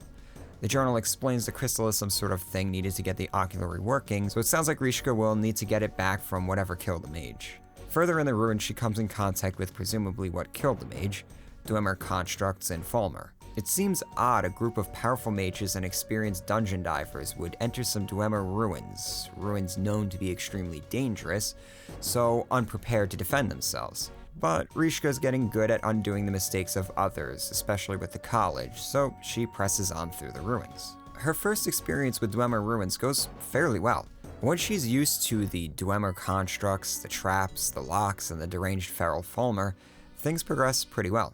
She eventually comes across the crystal the guy at the entrance mentioned, and a little while later she bumps into Paratus, who seems to be the most aloof person she has ever met. He seems completely unconcerned that every other colleague of his is dead, and seems more concerned with getting the oculary running so he can tell the council it was his idea. He's about as obnoxious as Ancano, but he gives her access to the oculary, probably figuring she can get the thing running so he can steal even more credit. She doesn't care what political games he's playing and installs and calibrates the lens, using the strange device's really simple controls to direct the beam of collected starlight that is then split and used to discern locations of magical energy in Skyrim. He's really put off by the results though, complaining the whole province should be highlighted, but only 2 locations actually are: the college and Labyrinthian. He immediately accuses Rishka of hoarding something powerful at the college, to which she plays dumb because she figures enough dumb people know about the Eye already. They really don't need misguided mages from Cyrodiil getting involved. She asks once again about the Staff of Magnus, and he, for whatever reason, tells her that it's probably what's lighting up Labyrinthian, a massive ancient fortress built by a really powerful mage to house all kinds of artifacts. He storms off, upset his hard work and dreams have been for nothing because the map isn't highlighting anything else in Skyrim. Rishka lets him go and makes her way back to the college to report her findings. Things have gotten out of control up there, as was predicted half a dozen times now, as Ancano has managed to seal himself in with the Eye and is doing something with it. The Archmage and Mirabelle manage to bring down the force field to confront Ancano, but before they can actually do something, an explosion takes place, knocking Rishka and Mirabelle to the side and throwing the Archmage out the building entirely. Rishka then finds the Archmage outside dead, with no evidence as to how he actually got there or how Ancano actually killed him. Needless to say, this was probably what the monk and the augur were talking about. Tolfdir comes running up, confused as always, and directs Rishka down to the town where odd energy sprites are attacking the city, presumably conjured up from whatever Ancano is doing. So she and Lydia, with the help of a couple of mages, begin clearing out the magical menace before returning to the college. Mirabelle tasks Rishka with getting the staff now that she knows the location of it, while she and Old Man Tolfdir try to keep Ancano's chaos under control. She's taken aback when Rishka mentions she's off to Labyrinthian then, saying the Archmage gave her some things related to Labyrinthian, and that he also mentioned that she would know what to do with them when the time came. So, figuring this is that time, she gives the items to Rishka, and neither of them really know what to make of that unexpected foresight. Did the Archmage secretly know the staff was actually located at Labyrinthian and just play dumb the whole time for some reason? Did he know he was going to be killed by Ancano before he could actually give the items to whoever would need them to access the staff? It's a very strange and unexplained turn of events, but there's no time to ponder, they need the staff. So once more, Rishka heads out to the frozen mountains at the center of the province where Labyrinthian sits nestled between 2 frozen peaks. Using the key Mirabelle gave her, she's able to access part of the dungeon where she sees 6 ghostly figures of mages from the college who came to the ruins years prior searching for artifacts to bring back to Winterhold. The Archmage is among the ghosts as a much younger version of himself when he was still just a student. He's eager to find whatever they can down there and assures the party everything will be just okay. Considering they are all ghosts now, Rishka suspects things don't really end up so well for their party. The ruins are, of course, overrun with undead. Lots and lots of undead. They even face off against an undead dragon whose skeleton fights the 2 of them as waves of human skeletons swarm them. They manage to survive and continue through the ruins, periodically seeing more flashbacks of the old mage's party as they continuously lose more and more members. There's a few puzzles and traps to slow them down, but the real challenge comes from fighting many powerful undead lords. Meanwhile, a disembodied voice once in a while reverberates through the halls, mocking Rishka as it at first mistakes her for the late Archmage. It becomes clear that this entity was uncovered by the mage party long ago, and Aaron successfully sealed it up again, failing to have defeated it. Rishka soon finds the source of the voice, a very powerful dragon priest at the end of the dungeon, being tended to by 2 powerful mages that must have been part of Aaron's group. Rishka and Lydia eventually put the old dragon priest down, scooping up the Staff of Magnus and a neat new dragon priest mask in the process. At the doors, Aaron's ghost laments over the loss of his friends and swears this evil will remain sealed away forever. So he did know the staff was down there all along, he just didn't want anyone going down there and potentially unleashing the dangerous evil presence. But she's got the staff now, and Aaron is yesterday's news. She hastily makes it back to the college where she finds what's left of the college students and staff sitting on a bridge outside the college. Tolfdir is there, but Mirabelle is absent, having sacrificed herself to ensure everyone else made it out of the college in time. Now a giant force field surrounds the college, proving Ancano's power is growing. The power of the staff comes in handy here though, as it allows them to punch through the field and make it back to Ancano and the Eye. Ancano gloats about being too powerful to be stopped, but now having the staff, Rishka just gives the Eye a couple of blasts and Ancano is knocked off his pedestal and made mortal once again. A few more of those energy sprites pop up to cause some chaos, and in the battle, Rishka is able to slay Ancano and the rest of the sprites, saving the college and possibly the world. 3 Psijics appear, including the one who has been contacting her all along. The Eye has grown unstable, so the Psijics are going to take it for safekeeping, because they had the power to do that the entire time, it would seem. They surround the Eye and teleport it away, robbing Rishka the opportunity to ever really know what the hell that thing actually was. Tolfdir is happy, though, that the day has been saved and promotes her to Archmage. She may have been in the dark the entire time, but she did manage to get more done than every other person in the guild combined when it came to investigating the Eye and figuring out how to stop Ancano. So that more or less qualifies her to take the job in his opinion. He hands her some robes and that's the end of it. Don't play Skyrim for its written stories. You're gonna have a bad time if you do. I focused a lot on the absurdity of the College of Winterhold, but the truth is that the problems I had with its sloppy, lazy storytelling are applicable to all the major quest chains.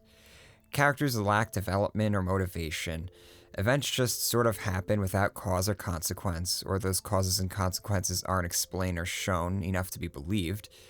Some of the quests do a decent job utilizing lore and expanding upon it, but that's about the best we can hope to get out of them. Most quests, big and small, are mere window dressing for sending players down into a dungeon or talking to an NPC or fetching an item. And I've started to accept and almost be okay with that. Would I like the next game to have brilliant writing? I mean, of course, who wouldn't like a good story to pull them through a game? But it's not exactly necessary, and here's why. Skyrim isn't about its written story, it's about the player's story. I've seen Bethesda and Todd Howard mention this quite often, almost to the point that I didn't believe it anymore. But they are true believers in the power of emergent gameplay and storytelling. The story the players can tell other players of the weird, funny, or cool things that happen to them are much more personal and much more meaningful than anything anyone can write.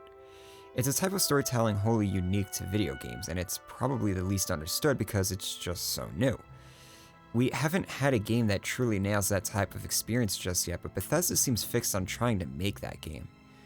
The quests and storylines are really just excuses to nudge the player into different corners of Skyrim, to see and explore places they otherwise probably would miss. They're meant to flesh out a world that's packed with dungeons, towns, and NPCs, and act more like mile markers than big bright signs. It's probably why they shy away from calling the Dragonborn arc the main story, because they don't want to imply it's something everyone needs to experience. It falls in line with their a la carte approach to making games. The Skyrim is a take what you like and leave what you don't like sort of game, and even from just a practical level, it doesn't really make sense to dump a huge amount of time into making something you ultimately intend to be optional. Their grand vision is a game world that players can drop into, do whatever they wish, make their own fun, and find their own unique adventure. The world is meant to push back just enough to keep the player engaged. The story is meant to pull the player just enough to keep them moving. Look at any one aspect of Skyrim for too long and the cut corners begin to show, so the idea then is just to keep the player moving. It does help that Skyrim is such a beautiful and wonderful place visually that exploring it is intrinsically satisfying, and I think Bethesda's aim is to get players to appreciate that as much as possible. The world sucks the player in with its beauty and breadth, and that starts to get the player to start buying into the other aspects of the game. The problem is that if you're not the type of person to enjoy strolling through a virtual forest, picking virtual flowers, or killing virtual monsters for their virtual armor to decorate your virtual home, you're just going to be left thinking, is this all there is to do?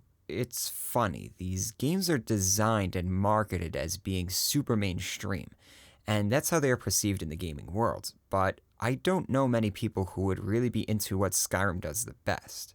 I just don't know many people who willingly can pretend and buy into worlds that well. But then the game sold millions and became a cultural phenomenon, so what do I really know? All I know is that I am absolutely one of those people this game was designed for. I played games like The Sims, and a part of me always wanted a Sims with swords and magic, and Skyrim kinda fits that description.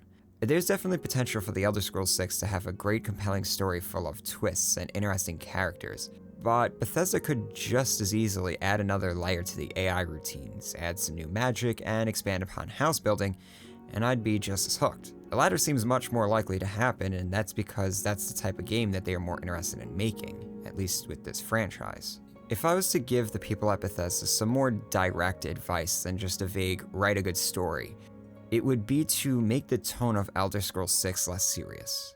The biggest problem with Skyrim is the story is just too damn serious. If it takes itself seriously, then we have to take it seriously. If it's acting like it's trying to tell a mature and serious story, then we have to hold it to those expectations, otherwise it just becomes a giant meme. Take the college, for instance. If it was made perfectly clear that these people are all supposed to be obnoxious, incompetent, and silly, then the story would have been at least a little more enjoyable. It wouldn't feel like the story was being told at our expense. When we met the Sinon mages in MODLIST, instead of us going, wow, is there like a single mage in Tamriel who isn't a total asshole?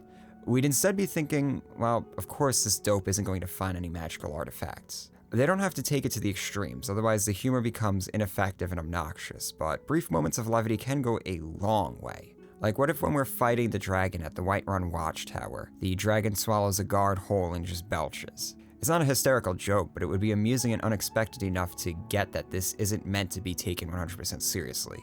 There's certainly a balance that would need to be found, but I'm confident Bethesda can do it because they've already done it. Going back to Oblivion, if you've played the Shivering Isles, you'll see what something like this can actually look like. All over the place there are silly moments of random nonsense that thematically fit with the world of the Mad God, and it just worked so damn well. This isn't a video on Oblivion and the Shivering Isles. I already did something like that if you're curious, but trust me, it can work if applied to a whole game. It would have helped Skyrim tremendously if they had something like that as opposed to trying to create a super gritty and mature civil war full of political and social strife.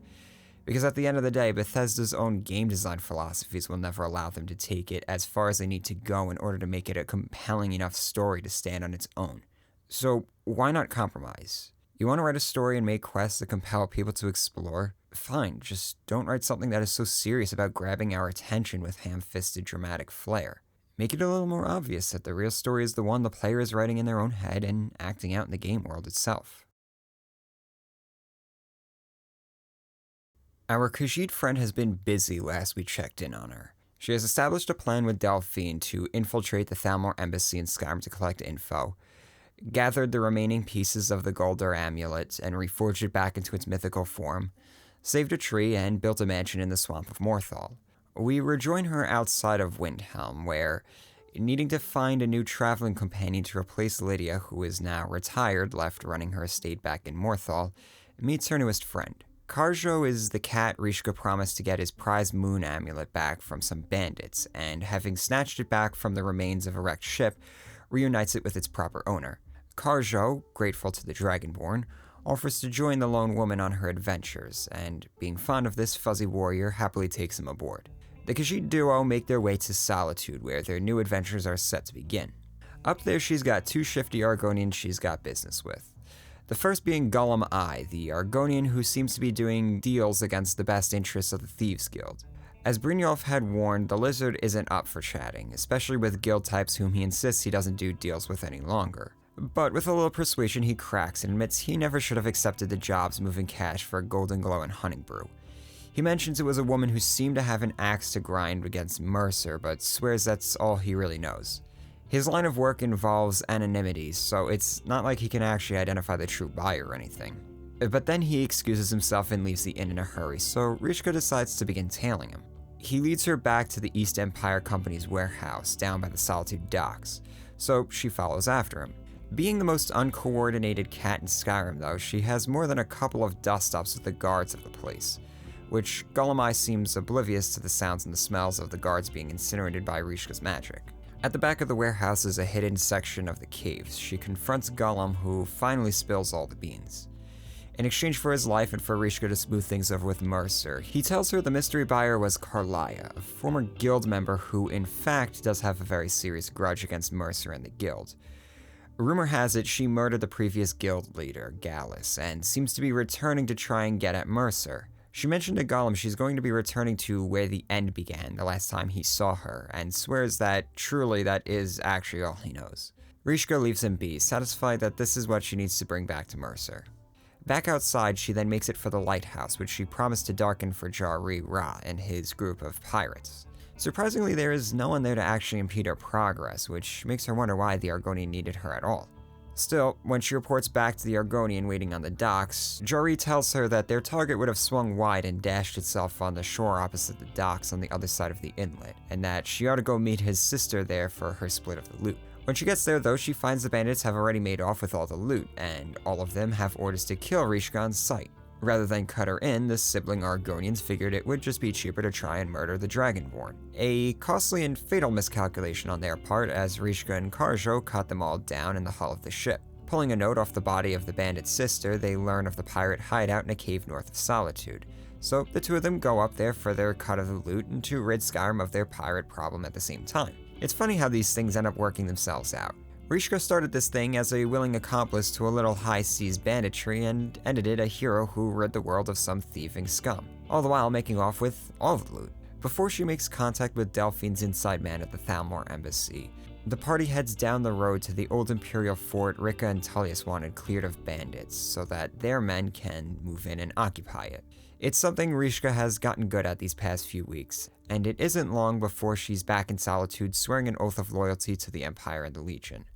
She's still not entirely sure what the Legion has to offer her, but it's nice to finally have her foot firmly in the door, even if Tullius and Rika are treating her as more of a common soldier and less of a legendary hero she's been proving herself to be in Skyrim. With everything else squared away in the big city for the time being, Rishka finally makes contact with Delphine's inside man at the embassy. A little unassuming wood elf who seems very skittish that Rishka was the one Delphine chose for their infiltration scheme. He's able to smuggle whatever Rishka will need into the embassy, as she's going to be thoroughly searched and vetted before being allowed to attend the little party the ambassador is throwing. So she leaves him her gear and then heads to the stables to meet up with Delphine, who has managed to put together the credentials, the cover story, the invitation, the transport, and even the clothes Rishka will need to make it seem like she belongs at the embassy. It will be up to the Dragonborn to sneak off from the party and find the info they need though. And, well, we already know how well she can sneak, but it's not like they have any other alternatives. Dressed up and ready to infiltrate, she climbs into the carriage and it's off to the embassy. All the work Delphine puts in actually pays off as she's able to slip into the party without raising the slightest suspicion. Who are suspicious, though, are all the Jarls and even Maven Blackbriar, who all recognize Rishka and know she's not really supposed to be there. And none of them turn her in, though, of course, because not one of them seems to like the Thalmor, except maybe Elsif, who's already just about smitten for Rishka for all the things she's done for Solitude by this point. But it's the Jarl of Morthal, whom Rishka made good friends with when she wanted to purchase property for her manor, who ends up helping Rishka when she asks the respectable Jarl to cause a scene so she can slip away from the party undetected. The old woman then fakes an episode of dementia where she starts getting hysterical about snakes, and this allows Delphine's spy to rush Rishka off through the kitchens into the offices beyond. Armed once more with her gear, she starts making her way through the offices looking for anything noteworthy. Naturally, the guards detect her in about 5 seconds, but she does a good job lighting their Thalmor asses up before they can alarm the whole embassy to what's going on. She winds up finding a couple of dossiers on Delphine and Ulfric. If there had been any lingering doubt about Delphine and Rishka's mind, it's dismissed when she sees the Thalmor basically have marked her as public enemy number 1 for all the things she's done to screw them over. Ulfric's dossier, on the other hand, is a lot more damning. It turns out he'd been caught during the Great War and had undergone quite a bit of Thalmor torture before they recognized the usefulness he could offer as a destabilizing element if let back loose into Skyrim. So then they allowed him to escape, planting his head with false information about the circumstances of the war, his capture, the Empire, and the fall of the Imperial City. All of this ended up coloring his perception and laid the groundwork for his rebellion's justifications. They continuously referred to him as an agent, but it's unclear if that actually meant he was actively working for the Thalmor or if he was just indirectly furthering their agenda. They were in fact in contact with him for some time following the war, but since his rebellion started, they ceased all communications, satisfied with all the chaos he was now causing in Skyrim. All in all, it's a really bad look for Ulfric, and once again justifies Rishka's decision to side with the Empire. Over at the prison where the Thalmor have tortured down to a science, Rishka uncovers word that the Thalmor know about another living Blades member, Esbern. Esbern was quite active back in the day, doing whatever he could to hamper the Thalmor's objectives, but has since fallen completely off the radar. The Thalmor believe him to still be alive and recognize him as the Dragon Lore Master of the Blades, meaning he is most likely to know what the deal is with the return of the dragons. As it turns out, the Thalmor are just as clueless as Rishka and Delphine are as to why the dragons are returning, and are in fact rushing to solve the mystery themselves. They figure there's probably no better experts on dragons than the Blades, and a Blade Lore Master no less. So they've made his capture the highest priority. They've narrowed his location down to somewhere in Riften, but that's all they got. Rishka finds some poor fool locked up in the Thalmor dungeon and gets to rescuing him because, well, why the hell not? But the Thalmor have figured out the ruse Delphine and the spy have used to get Rishka inside and have brought the spy in to lure Rishka out. She takes to killing the guards, and now with the rescued prisoner and the Wood Elf spy, the three of them make it out of the prison using a secret hatch and scatter to the winds outside of the embassy. Rishka makes a beeline back to Riverwood, where she reports back to Delphine to tell her that the Thalmor aren't the ones behind the dragons as she had originally thought, but her old friend Esbern is still alive and kicking somewhere in Riften. She figures he'd be down in the Ratways then if that's the case. She warns her though that getting Esbern to trust her will be difficult, but gives Rishka a password that ought to get the old man to believe Delphine did in fact send her to save him. So it's off to Riften to find Esbern, but first she needs to update Mercer that his old nemesis Carlia was the one disrupting his plans these past few weeks. He reiterates what Gollum already mentioned, that she is a dangerous renegade who murdered the previous guildmaster and probably wants to remove Mercer because he was her partner once and is probably the only person left alive who could track her down and stop her. She tells Mercer Carlia is planning on going back to where the end began, and he takes that to mean Snowvale Sanctum, where she murdered Gallus and almost murdered Mercer 25 years ago. So he insists the two of them go there to take care of her once and for all. With the next step of that investigation set up, it's down into the bowels of the Ratways to find Old Man Esbern. When she gets down there, she is immediately assaulted by Thalmor agents who are hot on Esbern's trail as well. She dispatches of them, buying her and Esbern precious time to get him out of there. Delphine wasn't kidding about the old man's paranoia, but upon dropping the secret phrase, he believes the Dragonborn's story and lets her into his little hideout. He's happy to hear that Delphine's still alive, but laments that they're all still doomed, as Alduin has returned, and without a Dragonborn to stop him, the world will be consumed just as the legends foretold. Fortunately for the old man's nerves, Rishka is Dragonborn, and once she tells him this, his tune immediately changes. He needs to see Delphine at once then, and asks the Dragonborn to bring him to her. So he grabs whatever he doesn't want falling into Thalmor hands, and it's off to be reunited with his old comrade. As they're walking on out, a dragon comes to Riften just in time for Esbern to see for himself that Rishka is not bluffing, just in case there was any doubt left. The two Bleeds are finally reunited in Riverwood, where Esbern gets out to laying all that he truly knows. He managed to locate something known as Alduin's Wall, an ancient place where the Akaviri, who predate the Blades, recorded all that they knew about Alduin. The wall's location was lost over the years, but Esbern narrowed it down to Skyhaven Temple, located in the rugged hold of the Reach in the southwest corner of Skyrim. Delphine bids her old business partner goodbye, handing over the inn to him, no doubt figuring that the time for assumed identities is at an end. Then it's off to the Reach to find Skyhaven. The rugged, beautiful landscape is perfect for the wild men and women of the Forsworn, who are staging their own civil war of sorts to extricate their ancient homeland from the grips of the Nords themselves. Couple that with active bandits and dragons, the party of four have to cut through a lot of enemies in order to make it to the steps of the old Akaviri temple. Once inside though, Esbern guides them through the place, while the blood of the Dragonborn is able to get them into the sealed-off portions of the temple that even time hasn't managed to tarnish. Skyhaven proves to be the perfect headquarters for the newly re-emerged Blades, and just as Esbern predicted, Alduin's Wall is there perfectly intact. He stares at the carvings a minute and gives the group the cliff notes on what it says, which is that the ancient Nords used some sort of shout to bring down Alduin. The wall isn't clear what that shout actually is, but Rishka figures the Greybeards ought to know. Delphine is suspicious of trusting the Greybeards, saying that they would just have the Dragonborn talking to the sky all day if they could have their way. But seeing no other options, and really not having any say in the matter anyway, she concedes to the next step in their plan. Unfortunately, the Greybeards are also suspicious of the Blades, and Argnir, who doesn't like the people his beloved Dragonborn has been hanging out with lately, refuses to help her learn that one particular shout that's meant to kill dragons. The other Greybeards remind the old man that it's not their place to gatekeep the Dragonborn like that. Only their leader, Parthenax, can decide to help her or not. Humbled, he agrees that it's probably time she goes to meet their master all the way at the peak of the Third of the World, where Parthenax apparently lives in permanent contemplation of the Way of the Voice. They all convene at the back gates of their compound, where the path leading up to the peak is clouded by a constant furious storm.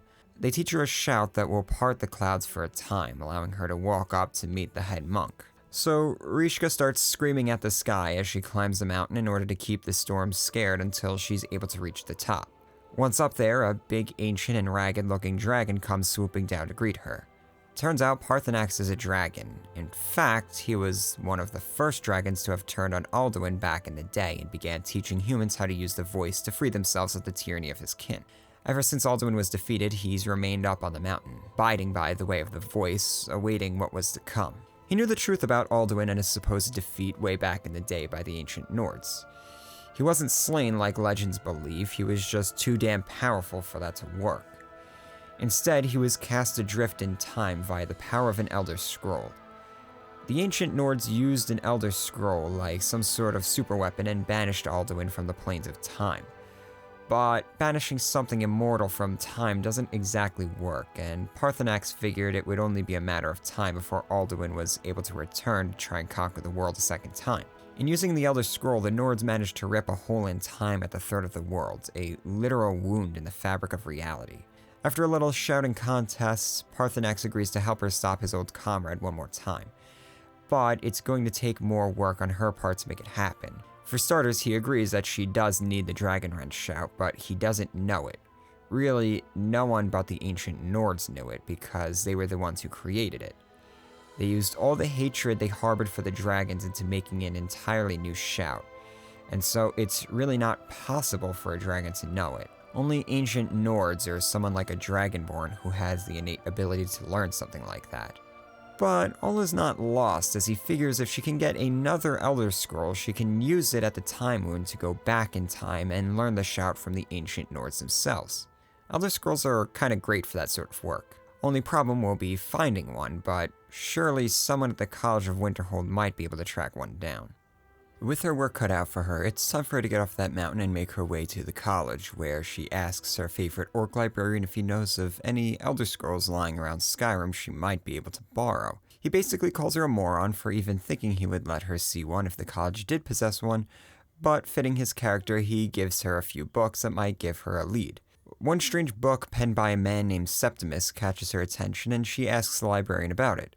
He says Septimus was a very odd character who ended up getting kicked out of college for chasing dangerous experiments, but last he heard, the guy was up in the ice fields in the extreme north region of Skyrim studying some artifact up there. It's been a few years since he's heard about the crazy old coot, but that's all he's really got for her. Septimus's remote outpost isn't far from the college at all, and he's still there when Rishka arrives, studying some giant cube thing. Septimus sounds as crazy as he did in his book, but it turns out he does know where an Elder Scrolls lies, which is advantageous for the both of them. The scroll is located deep in the Dwemer ruins of Blackreach, housed in a device the Dwemers use to read the scroll. Ordinarily, reading a scroll will eventually lead to blindness or madness, as was the case for Septimus, but the knowledge contained in the scrolls are worth the price. But the Dwemers, being masters at circumventing the rules of Tamriel, built a device that would read the knowledge and store it within a cube which could safely be studied. Septimus has need of the knowledge in the scroll so he can unlock the Dwemer lockbox in that cave, and he happens to have one of the knowledge cubes the Dwemer used for storing that knowledge, so he gives it to Rishka. She just has to copy the knowledge into the cube for him, and she can keep the original scroll. It's a shockingly one-sided arrangement weighted heavily in Rishka's favor, considering Elder Scrolls are by far the most valuable items in the world. So she agrees, taking the tiny cube and leaving Septimus with his giant cube. But before making it to Blackreach, she shoots back down south a ways to Snowvale Keep to settle matters for the Thieves Guild. Outside the tomb, Mercer is already waiting. He warns Rishka again about Karliah and to kill her the moment the chance arises. Ordinarily, murder is frowned upon in the guild, but Mercer is fine with bending the rules in this case, considering she killed the former guild leader and tried to kill Mercer in this very tomb. They head into the crypt and it's of course full of undead, so she and Mercer spend quite a while moving through the tomb as they slay hordes of Draugr. Mercer is able to somehow pick his way through one of the ancient dragon doors that ordinarily needs a claw in order to get through. There isn't even a keyhole anywhere, but he's just so good at picking locks, it seems, that he's able to get through anyhow. Once the door is open, Rishka is hit with an arrow that immediately takes her down. When she regains consciousness of some sort, she sees Karliah and Mercer squaring off. Karliah accuses Mercer of murdering Gallus and betraying his oath as something called a nightingale, and Mercer doesn't even try to deny it, plainly admitting he murdered Gallus and is going to murder her too. He affords her plenty of time to down a vial that turns her invisible for some reason, and Mercer just gives up trying to kill her, instead choosing to kill Rishka, who now knows too much. She then wakes up outside the tomb with Karliah standing over her. She points out she saved Rishka's life by shooting her with a special paralysis poison that was meant for Mercer, but she was never able to get a good shot because she, shot Rishka the moment the door came down. This slowed her heart rate down, so Mercer's sword poke didn't kill her, even though Rishka has taken fire blasts from dragons to the face before and has been fine. But she let Mercer escape, and now he's no doubt going to be slandering Rishka's name just as much as he slandered Karliah's. His framing of her for the murder of Gallus was what drove her into hiding, but all the while she never gave up on her quest for revenge because she had in fact been in love with Gallus. Going into Snowvale wasn't just for an attempt to capture Mercer. She also knew Gallus's journal was down there and she could use it to clear her name of the guild. The problem is that it's written in some sort of code, so they need to get it deciphered first. Fortunately, Gallus had a friend up at the College of Winterhold who could probably do just that. So she gives Rishka the journal and tells her to go visit that friend. Shaking off the poison and the stabbing, Rishka heads up to Winterhold to chop up Gallus's old friend, who is surprised to see the dead man's journal. He identifies the language as Falmer, but he doesn't actually know the language. There's probably only one or two people in Skyrim who would be able to read it. He does know of an expert in Markarth who knows the language, so he points her in his direction. With the events of the guild having just gotten even more complicated, Rishka decides it's time to go look for that Elder Scroll instead. She's got a world to save, and dealing with a deadly love affair and a 25-year-old blood feud just isn't really a priority at the moment. Deep in the northern frozen wastes west of Winterhold is an excavated entrance to Blackreach. A group of explorers had been excavating and studying the ruins for a while before Rishka arrives, but when she gets there, the team is nowhere to be found. Only their materials and journals remain. Every so often she comes across a Dwemer worker spider, but nothing crazy that could have wiped out a whole party. She eventually finds a survivor, a fellow Khajiit, but he's gone crazy, talking to his dead brother, accusing him of hiding something from him, and then begins attacking the two new Khajiits. Searching around the room explains the crazy Khajiit was a skooma addict, and likely went into a rage from withdrawal. But aside from his brother's body, there are no other bodies to be found. With the looming mystery, the two plunge deeper into Blackreach, facing more Dwemer and one by one finding the bodies of the previous party. It seems they had been driven down there due to a lack of supplies and having been sealed in from a really bad blizzard. They eventually stumbled into more Dwemer bots and Falmer, who slowly picked them off. The Falmer begin ambushing Rishka and Karsho, getting increasingly more aggressive the deeper they get. They eventually find the leader of the expedition, dead after being tortured by the Falmer. They come to the entrance of Blackreach proper, where two remaining party members are left, scoring up for a fight. Each one wants the loot the other has, and they both end up killing each other, bringing to a close the mystery of their fates. The only thing left for them to do is use a device Septimus gave Rishka to unlock the entrance to the cavern and descend even deeper. Before them stretches Blackreach, an absolutely gigantic cavern where the ancient Dwemer had built a whole city of sorts. The place is home to loads of Dwemer constructs, Falmer, strange flora, and glowing ore veins that contain soul gems. The entire cavern lays open for them to explore.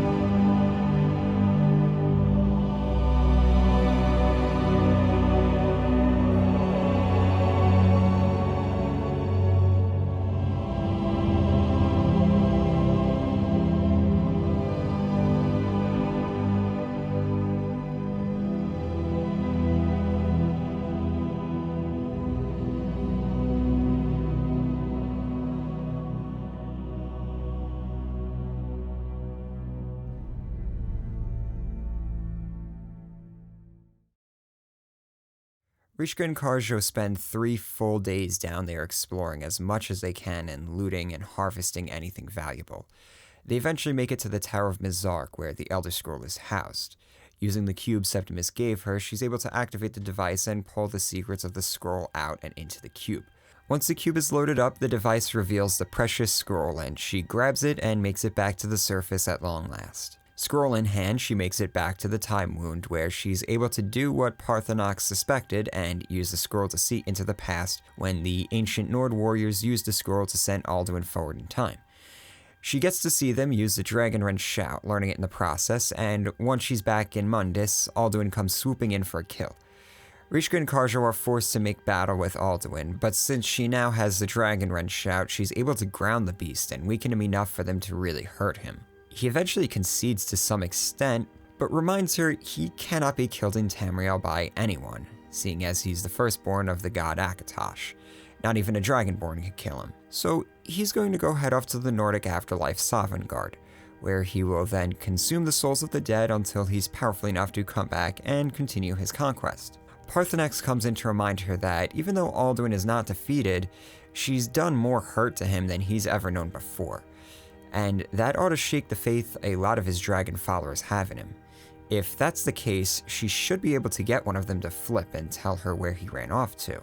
This is going to involve tricking and trapping one of them, and the only place that can trap a dragon is Dragon's Reach, the Keep of Whiterun. So she's going to have to convince the Jarl to let her lure a dragon into his capital and trap it there. As crazy and as dumb as that plan sounds, the Jarl is almost on board with it. The problem is that he's afraid of an attack from Ulfric, who will probably take the opportunity to attack his city when they are busy caging a dragon. He needs a truce to be called before he will agree, which seems even less likely than trapping a dragon in a castle. But the Jarl says Ulfric will likely agree to a sit-down if the Greybeards were to host the meeting. And if Ulfric is there, Tullius will be there too. So then it's just a matter of convincing the Greybeards to get involved with the politics of Skyrim, something they have really never done before. But Arngeir realizes that this is the only way to stop Alduin and agrees to do his part. So Rishka rushes to Ulfric and Tullius and convinces him to show up for the meeting. With everyone there, they are actually able to hash out a truce until the dragons are dealt with, along with some exchanges of territory and money. Even with the troop and the trap, they still aren't sure how to actually get a dragon to come to Dragon's Reach. Esbern is able to help with that though, teaching Rishka the name of a dragon, which is actually a shout in the dragon tongue, stating that he might just come if he hears a dragonborn calling his name. Back at Whiterun, she uses the shout to call the dragon, who does in fact show up for a fight. The party and the guards manage to lure the dragon into the keep where the trap is sprung and the dragon is successfully incarcerated. The dragon is kind of embarrassed he managed to get trapped like this, but does appreciate the strength Rishka does indeed possess, and wonders if Alduin is actually as powerful as he wishes the dragons to believe. He recognizes Rishka might actually be powerful enough to stop the tyrant dragon, and agrees to take her to the ancient dragon priest temple where Alduin's gate to Sovngarde is located. All she has to do is trust him and let him free. Figuring she already whipped his ass once, she's confident she can do it again if he gets out of line, and so agrees to let him go. True to his word, though, he offers her a ride to the temple, so she climbs on his back and away they go. He drops her off and wishes her good luck, but he's not going to stick around to find out if she makes it or not. He fulfilled his end of the bargain, and that's that. So Rishka has to battle through the massive old temple full of Draugr to the portal on her own. At the top of the temple, she has to slay a few dragons and a dragon priest before she's able to open the portal. Sovngarde is chafing under its new dragon overlord. An oppressive mist is blanketing its sacred land as part of Alduin's soul snare that feeds him. The Civil War has packed the place with plenty of souls for him to feast upon, and lost souls wander aimlessly in the mist until Alduin comes to harvest them. With her clear skies shout, Rishka is able to carve a path to Shor's Hall, a giant palace where all the souls of Sovngarde go to feast for eternity. At the bridge, a giant beast of a man stands guard to judge those worthy of entering Shor's Hall. Soon challenges Rishka to combat to determine her eligibility and quickly deems her and her cause to slay Alduin worthy. Inside the hall, Rishka meets with the ancient Nord warriors who had initially banished Alduin from time. With the 4 of them, they might be powerful enough to stop Alduin for good.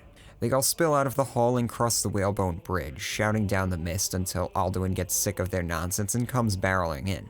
The battle turns into a massive shouting contest as Rishka uses Dragon Rend to ground Alduin as everyone hacks and burns the giant dragon to death. Alduin finally goes down, the immortal dragon proving to be quite mortal indeed. The old warriors rejoice, their duty finally fulfilled thanks to Rishka, and soon sends her back to Skyrim, the land of the dead being no place for the living to dwell for too long. Soon conveniently sends her to the throat of the world where Paarthurnax sits with a dozen dragons circling overhead. Paarthurnax congratulates the Dragonborn in doing what seemed impossible, but he still mourns for Alduin, who was his kin after all. He believes the dragons, free of Alduin's influence, will start to adopt Paarthurnax's way of the voice as a means to overcome their domineering nature. The future looks bright for the people of Tamriel and the newly liberated dragons. Also among the group is the dragon who took her to the ancient mountain temple, who pledges his assistance to the Dragonborn. Whenever she needs help, she just needs to shout his name. With the world saved from the dragon threat to some extent, there's still a ton of rogue dragons out in the wild causing problems. Rishka is only left with 2 more problems to solve: the Mercer Frey threat to the Thieves Guild and the war between the Stormcloaks and the Empire. Rishka heads to Markarth, entering the city for the first time. The reported expert on the Falmer is located in the Dwemer ruins at the back of the city. Rishka goes in posing as an adoring fan of his work and, unable to resist the validation mild fame brings, gives her a key to his museum to check out all things Dwemer. She heads in there and sneaks into his lab where she's kind of forced to kill the researcher's hired security just for, well, being in the way. She comes across a stone carving of the Falmer language, which she's able to make a copy of by placing some paper over it and rubbing charcoal over the paper to get a negative relief. With the cipher in tow, it's back to the other side of Skyrim to have Gallus' old mage friend translate the journal. Karliah finally catches up and is waiting in the inn with the mage. Rishka hands over the journal and the cipher, and he's able to quickly translate the thing and extract some damning evidence against Mercer Frey. It turns out Gallus recovered evidence that Mercer had been stealing from the guild for years and violated something called the Twilight Sepulchre. He was going to confront Mercer at Snowvale Keep, but Mercer killed Gallus instead, and, well, the rest was history. Karliah believes the journal is enough to condemn Mercer and redeem her name with the guild, so the two of them head for Riften, where a meeting is held with Brynjolf and the rest of the guild, with Mercer conspicuously absent. Bryn is concerned by what the journal says, so he has Delvin open up the vault only to find that it has been emptied by Mercer, confirming Karliah's story. So the tables have turned, and now the hunt is on to find Mercer. They send Rishka into Mercer's house in Riften, a trap-riddled place to see if she can find anything indicating where he might have gone. Inside, she finds plans relating to something called the Eyes of the Falmer, a great heist Gallus had been planning years ago. Bryn notes if Mercer pulls that off, he will probably be set for life and they'll never have their justice. It's decided Mercer needs to die, but Karliah notes he's a nightingale, so it's not going to be so simple. She promises to explain more just outside of town, so Bryn and Rishka head out to meet Karliah, who starts to explain what this nightingale business is all about. It turns out the guild owes its good fortune to the blessings bestowed by Nocturnal, the Daedric Prince of Shadows and the patron of all thieves. The problem is that when Mercer defiled the Twilight Sepulchre, the temple conduit to Nocturnal's realm was severed. This is what has led to the guild's rough patch. They just haven't been able to make use of the good influence of Nocturnal's realm. Also, they've probably earned the ire of Nocturnal herself. They need to restore what Mercer stole to the Sepulchre, the magical lockpick known as the Skeleton Key. This is how he's been getting past so many locked doors, including the guild's vault doors. They also need to smooth things over with Nocturnal by bringing her 2 new nightingales, sentinels devoted to serving Nocturnal and her shrine. That's of course where Rishka and Bryn come in. They just need to pledge their lives to Nocturnal, who will then bestow her blessing upon them, and they should then have a chance at defeating Mercer. She takes them into the shrine where they get dressed up in sleek black armor and stand on some pedestals while Nocturnal scolds Karliah for disappointing her.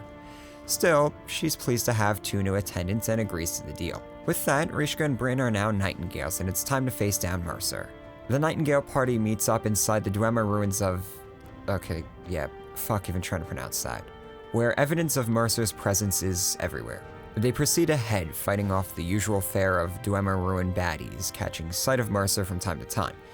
They make it to the end though, where Mercer is busy prying the gemstone eyes out of a giant statue of an ancient snow elf. Mercer starts saying some cocky nonsense and then almost immediately gets obliterated by Rishka, who has grown to be super lethal in fights now. She loots what she can off Mercer, including the stolen eyes and the skeleton key, as the chamber begins filling with water. Just as it seems they are about to drown, a wall crumbles and exposes an escape route for the three thieves. They all slip out and breathe a sigh of relief Mercer has been disposed of. All that's left now is to deliver the key back to Nocturnal. Carlia insists this isn't going to be an easy task for Rishka, as it's going to involve traveling the Pilgrim's Way. But at this point, Rishka has faced enough challenges to not be concerned. So she heads off to the Sepulchre, where she makes contact with Gallus's unsettled spirit, who reiterates the importance of returning the artifact to reestablish Nocturnal's connection with Tamriel. So she travels the roundabout way to the Sepulchre, using the key to access the hidden portal to Nocturnal's realm. Once the key has been replaced, the portal opens up and Nocturnal is able to manifest in person, and her presence is able to be felt in Tamriel once more. She bestows upon Rishka her blessing from her realm, and then disappears once more. Carlia suddenly materializes, just long enough to see Gallus's contract with Nocturnal complete, allowing his spirit to enter her realm proper. The two lovers bid each other farewell, and that's the end. Rishka is made the head of the guild, and Carlia insists on staying at the Nightingale hideout to help rebuild. There's only one thing left to resolve, and that's the Civil War. The first conflict Rishka managed to get dragged into when she tried crossing the border from Cyrodiil.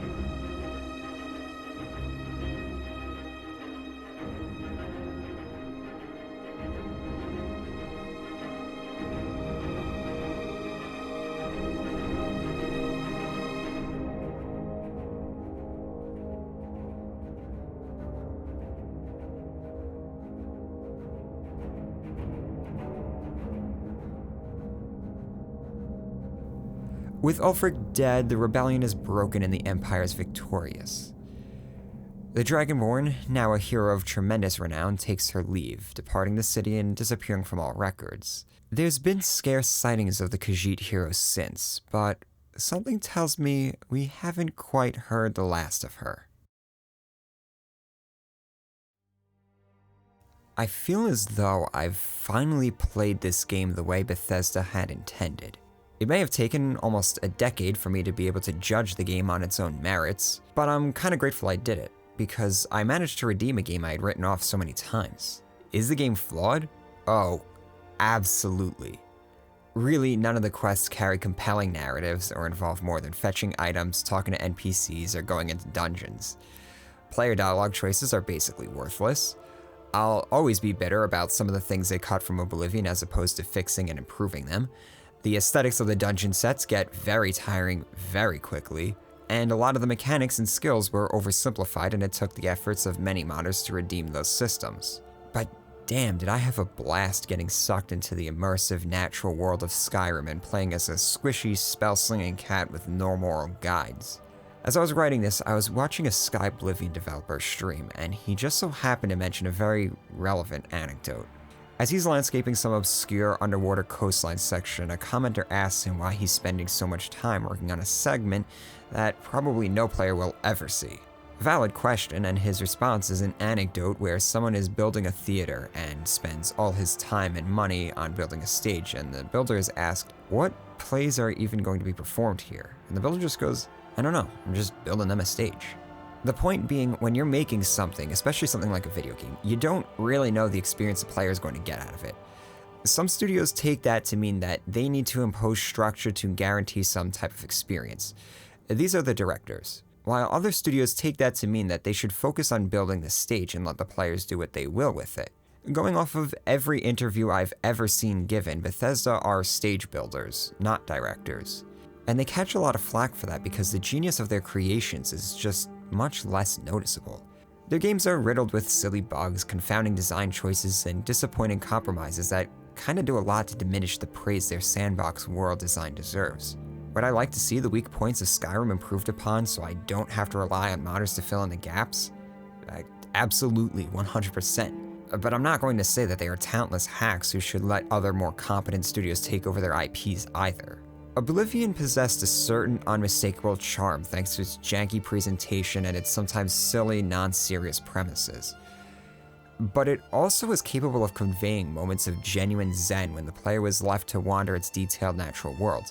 Skyrim lost a lot of the accidental charm Oblivion had thanks to a greater degree of polish and simplification, but Bethesda doubled down on the wonder of exploration.